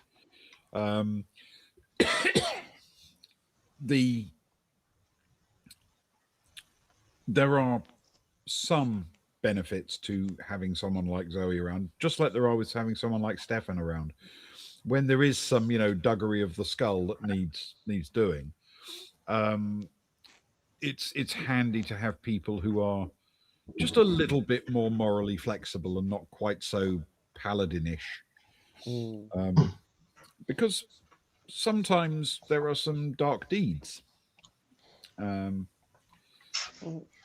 think it was for me, like when we'd spaced Thingy earlier in the series, and Kara had left at that point and left it to someone else to do. So as it was going on, I felt more and more I was pushing Ewan a little bit into it because I'd sort of thought it was before. I think Ewan was more holy, to be honest, trying to find a solution. And in my mind, I could only see one. So I felt it was wrong. For this one? For this one, yeah. For this one, I felt it was wrong for Kara to push someone else to do it. I knew Zoe would do one. And, we can rely on that. But I felt that it was wrong to get someone else to do it at that point. Yeah. So it was part of Kara's character progression, I suppose, from earlier in the season. Not being the one that spaces, the one that walks away, to being the one that takes. And it was heavy, man, because we don't do much murder. No. it's a rarity, and we've just had, well, three, but two instances of it in a very short space of time, I suppose. Yeah, So it was a lot. They were unarmed. They're on their knees. It's you can't do that lightly. That's brutal, really. it is essentially assassination, and I mean the reality is, had they lived, you could have kissed goodbye to this as an escape route for anyone from Morven Mercs. Yeah. Um, so you were trying to keep these deserters and future deserters potentially safe. Um, but yeah, it's still going to be painful, isn't it? Mm. And that was the driving factor. But ideally, there are other ways, Mm. but not in this situation. As Luke said, we very much extensively thought about other options. And, You did you worked through various things, and there were complex discussions, and I actually thought it was quite a smart move to leave a couple of your own group behind as well, Mm. to give the impression, because if it had just been those two, people might have thought, Yeah, this is suspicious. mm, Whereas we can come back up saying, "Oh man, something bad's happened. 4 have gone down." Yeah, which was what we decided to go back up with at that point. The yeah. plan only lasted so long, but that was our plan. So moving on from the bad vibes, Oh yes, please. yeah, because from here on in, it's all just smooth sailing, really. Oh, just good vibes. Episode 43. Our heroes have finally made it out of the mine on Nardi. Well, most of them. They left Agnar behind to sell the story that the conditions down there were extremely dangerous, along with Shrita reunited with her brother. They also left their former associates List and Revik, who were independent mercenaries and couldn't be trusted to go along with the subterfuge. When I say former associates, I mean they are definitely former. They were attacked by Kara and Zoe and left with the sort of medical complications where the recommended treatment is a shovel and a moment of silence. On the way out, however, Agnar was briefed in on the terminal where the seismometers were tracked, and the refugees in the cave pointed out that there were people coming down into the mine shaft. Stefan and Zoe hid in the widening of one of the mining caves, while Kara and Soraya tucked themselves into a small scrape in one wall opposite to prepare for combat if necessary. After all, Soraya has a new weapon and she literally hasn't fired it yet. When the newcomers came into view, Soraya's trigger finger must have been itching, and as for Zoe, well, to be fair, she'd killed someone like 15 minutes earlier, so she's probably good for the moment. Kara, though, used a holo projector to find out what the three new people were up to. Their names were Salvin, Peck, and Duriel, and it turned out they were new hires to the Morven Mercs, the same outfit that seemingly hired our heroes. They were green. Initially, that was because they were essentially untrained, having been redirected to the mine as they simply passed by overhead in their shuttle.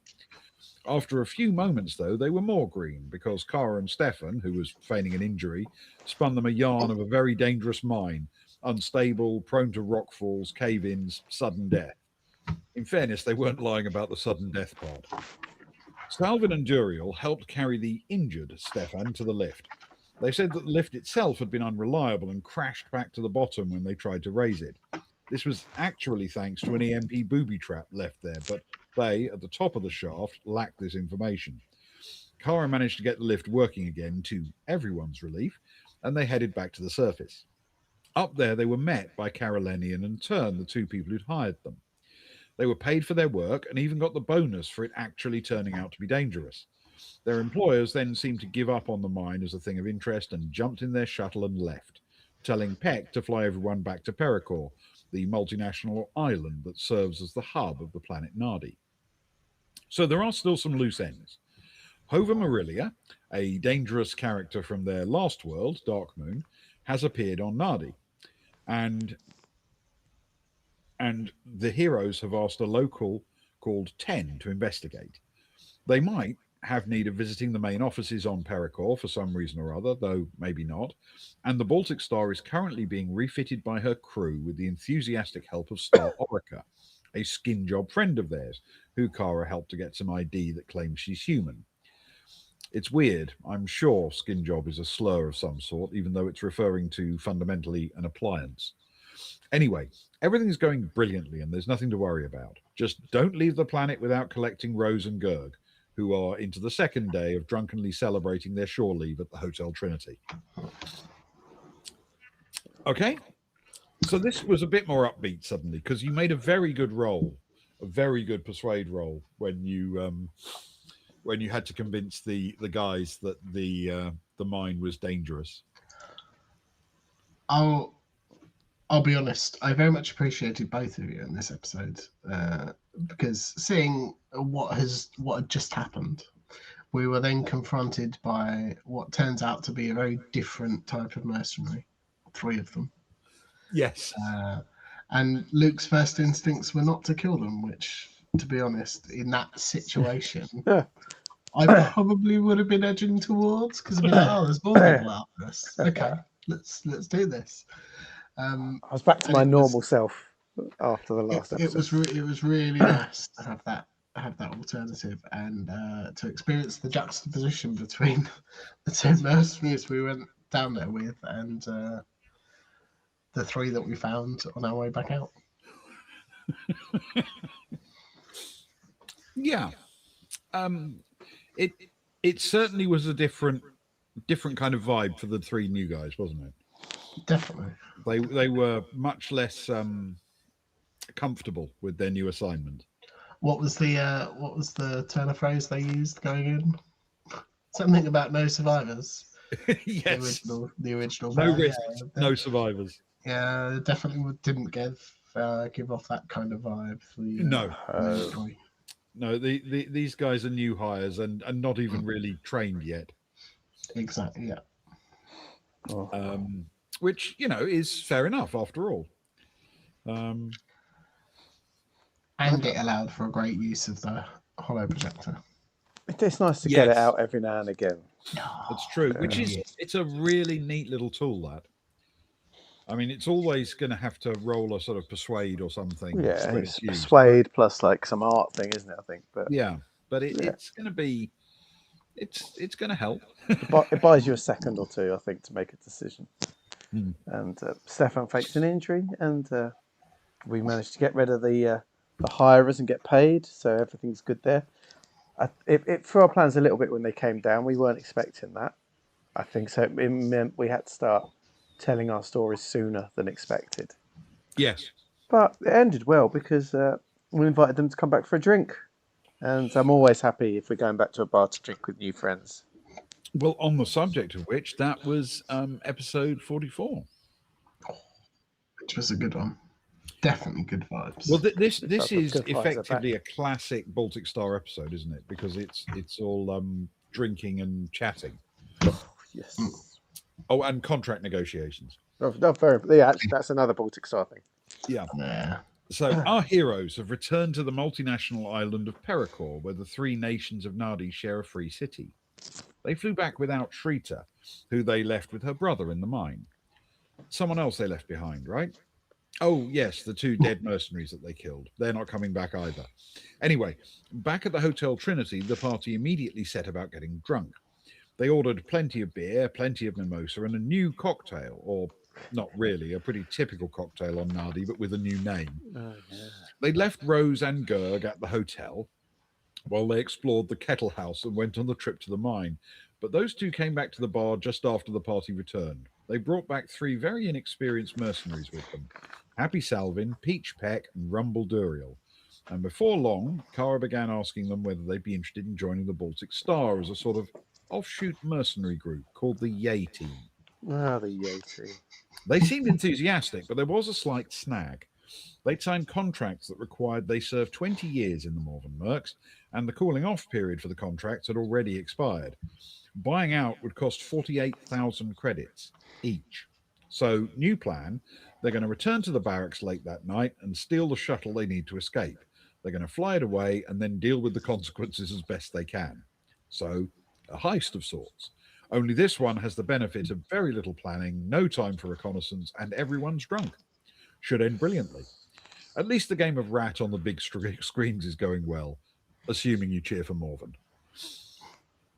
Of course we do. that was 44. The one with the employment contract. We love a contract. Well, Which was I'm quite right a in lot saying happened. Pretty much that entire episode, almost all of it, took place around one table. Yeah, that's good. That's a good episode. I like it. That's what you need. But we had a lot of offshoots, right? So there were phone calls happening, and we were Yeah. keeping other people informed, and Drunken crewmates turning up.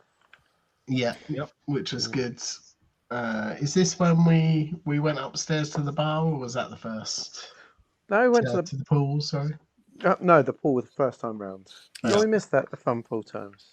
Yep. No, this is the one where the crew arrived with Rose riding piggyback. Yes. Yeah. And we ordered the forlorn nope to drink. Yeah, the no something. Yes. Cocktail. And of course, not only that though that was valid. This is also the sort of moment where you got to use Syl and Agnar's contract examining skills. Oh, we did. It's a rare skill for Agnar to use. It's nice to get. I think it turns out their 72-hour window to break the contract had passed. Yeah, it's a pretty tough cooling off period, isn't it? Which just meant that we could. It is when you go off to do your training for longer than that period, and then you find out what the job is like. It's because someone had suggested that they go back and ask to leave. It wouldn't have been me. So it must have been Ewan suggesting that. Yeah. Well, can we if just it wouldn't go? have been you, that implies it would have been me. Yeah, sure. Which means, of course, we are definitely into the final slope, so to speak. Oh, but I like the A team. The A team's good. They were for it. Yeah. The pay was going to be the same, but the opportunities to break contract was easier, and the living conditions were going to be easier. I think so a better reason to join us than them. Plus, if they did ever want to return, it's possible they might actually be permitted to. Yes. Whereas it doesn't look like that happens with the Morven Mercs. I think our deal's going to be when we get to a planet, if they're hired to a mission, they do it. The second they're done, they can then leave. There's no like years of contract. Just do the mission you're contracted for, get your pay, and you can stay or leave. Yeah. Which I think is much more reasonable. But basically, stay or go after each phrase. Yeah, So to speak. yeah, exactly. Yeah. So for episode 45, this is the last of my actual intros because I don't want to spoil the intro for, of course, the next one. Yeah. But so episode 45. Well, the party, after spending a long time in a remote mine, murder hoboing their way to new friends and some cash, made it back to Pericor in the comfort of their hotel. Within minutes, but not before getting drunk first, they decided that this safe and comfortable place of rest simply didn't suit them at all. So they peeled Rose off Gurg Sutter and set off to steal a shuttle from the Morven Mercs. Okay, so the plan was that they steal the shuttle and, well, fly it back to the mine, naturally. In their defense, they had left Agnar there, so they needed to go back at some point. But even so, I thought they were happy to put the mine behind them. In the shuttle, Kara and Stefan joined their 3 new recruits. Oh yes, remember they decided to rescue 3 very inexperienced mercenaries from their unfair contracts, and this was the reason they needed to steal a shuttle. As they flew out across the ocean, Kara and Stefan set about confusing any possible pursuit. After a little bit of effort, Kara was able to make the navigation transponder on the shuttle report a false position. At least they have a little breathing room. Now, while all this was going on, Agnar was winning hearts and minds among the deserters in the mine. He'd been told that the Baltic Star was going into the mercenary business, and therefore, finding himself surrounded by unemployed mercenaries, he felt an opportunity creeping up on him. He made a stirring speech, and at the end managed to secure the services of, wait, let me check, 1 mercenary. Okay, Perhaps a group of people who so regretted their choice to become mercenaries that they were deserting and hiding in a secret area under an abandoned mine shaft was not a fertile field of persons. So, how about a different offer? These people, at least a lot of them, are waiting for a ride off world.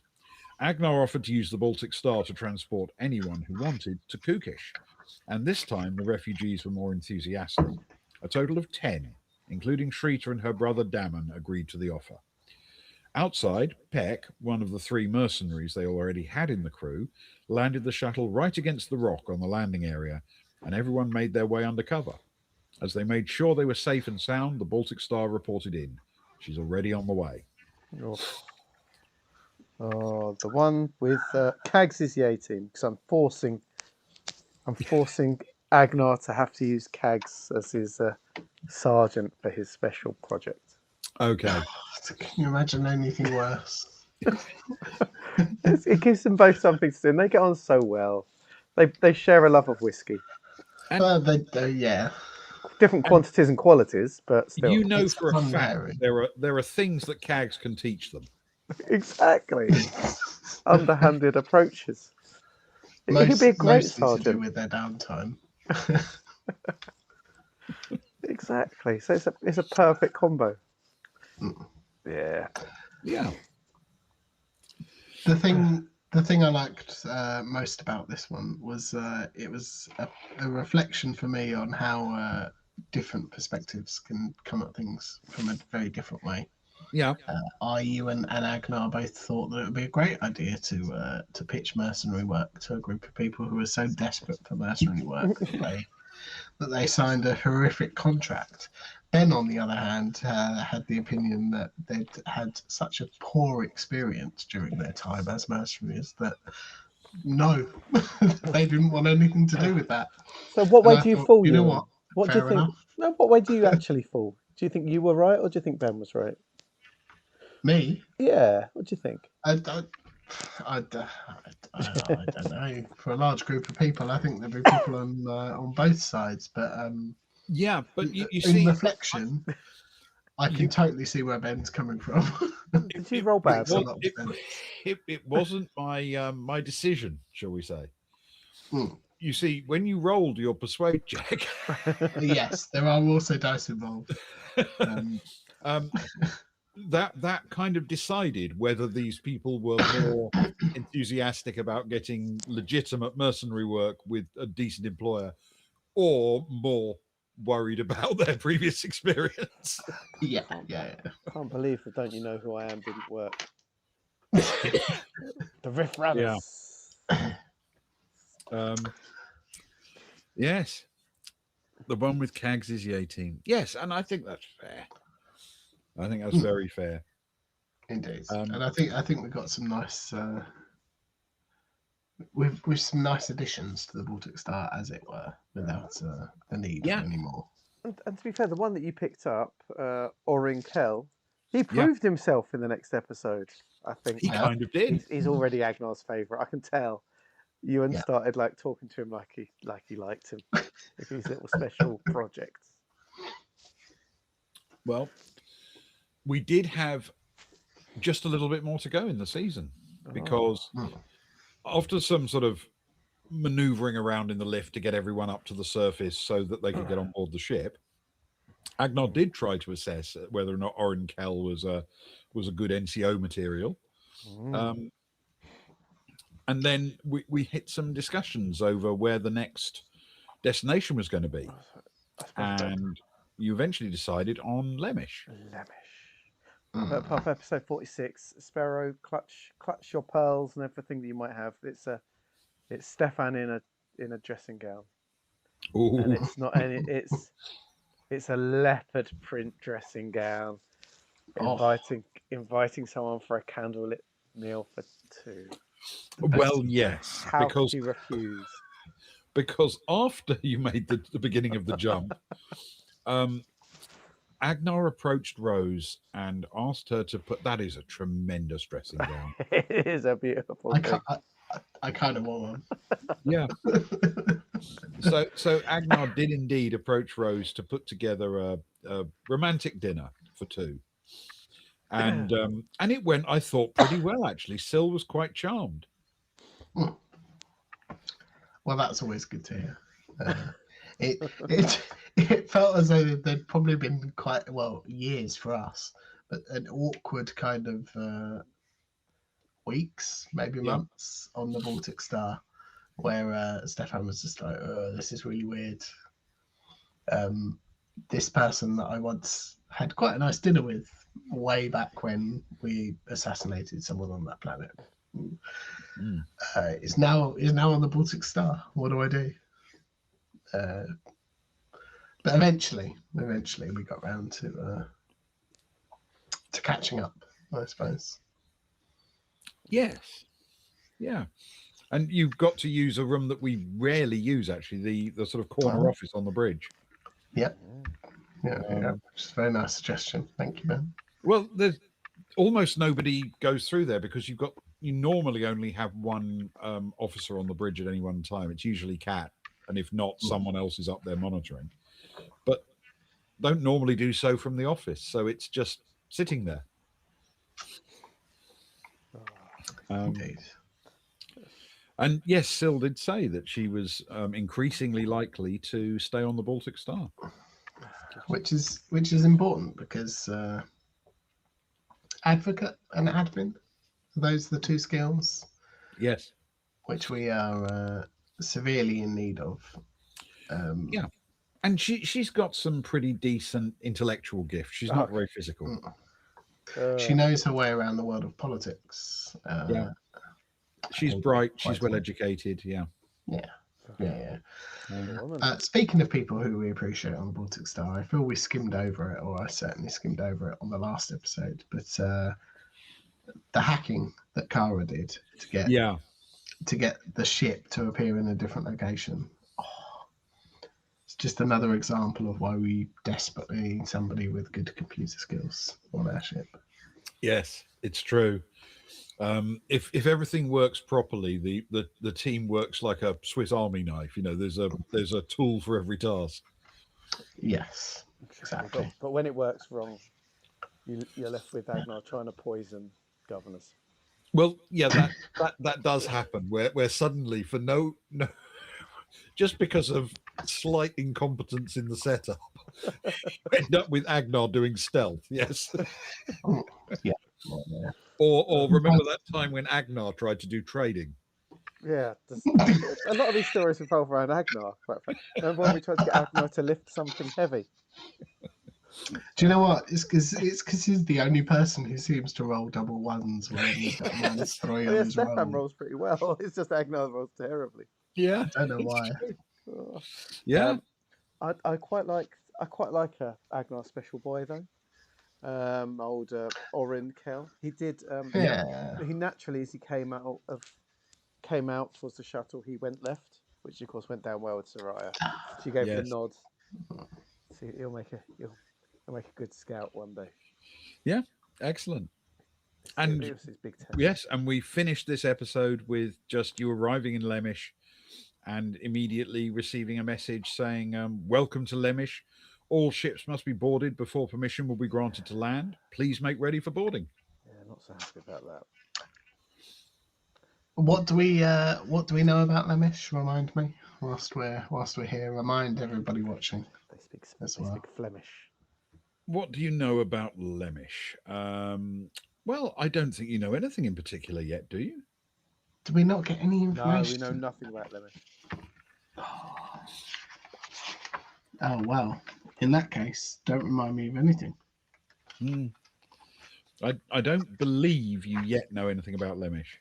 Oh, okay. Well, it's all excitement then from here on out. Yes, I mean it's only a stopping off point, isn't it? Really, it's because we're heading to Kukish. So. I mean, you didn't actually have to stop there at all. You could have made 2 jumps, but you decided, what the hell? While we're here, we'll stop off somewhere, and that's fine because it doesn't cost you any of your training. You're still going to have 2 weeks in jump. It's just you're going to have a little bit of a break between. Exactly. Exactly that. Good fun. And that is season 4. Good vibes only. Good vibes only for season 4. All the vibes are on the table for season 5, though. Yeah. We have to come out the gates well. Yeah. Well, we Oh, shall really? see. But certainly, it was an enormous amount of fun to do season 4. I thought that was great fun. Mm, No, it was good. Thank Definitely. you again, Ben, for Definitely. another series. It's a 46 wonderful episodes. Lots of unexpected turns. Yes, which does raise an obvious question, which is, what are we doing tomorrow? Oh, I don't know. Was it Saturday night? Don't know. Now that we finish this, power through. I've got no idea, Ben. Shall we? Do we need to plan now? Can we discuss it over text? We can discuss it. We'll come up with something tomorrow. Yes. Yeah, because it's getting very late here, and I've kept these guys up later than their bedtime. He always does, Ewan, doesn't he? Because he doesn't like coming to bed when we're asleep. He wakes us up because he wants a little story. Yeah, it's true. Yes, yeah. Well, that, and he likes us to go first so that the hot water bottle can warm the bed up a little bit. Exactly. That's the thing. We have to be up there Which, first, but if we're we not haven't gone, is actually kind of counterproductive. Yeah. Which Mr. Men book are you reading from tonight? It's your turn. Me? Yeah. Which one are you going for?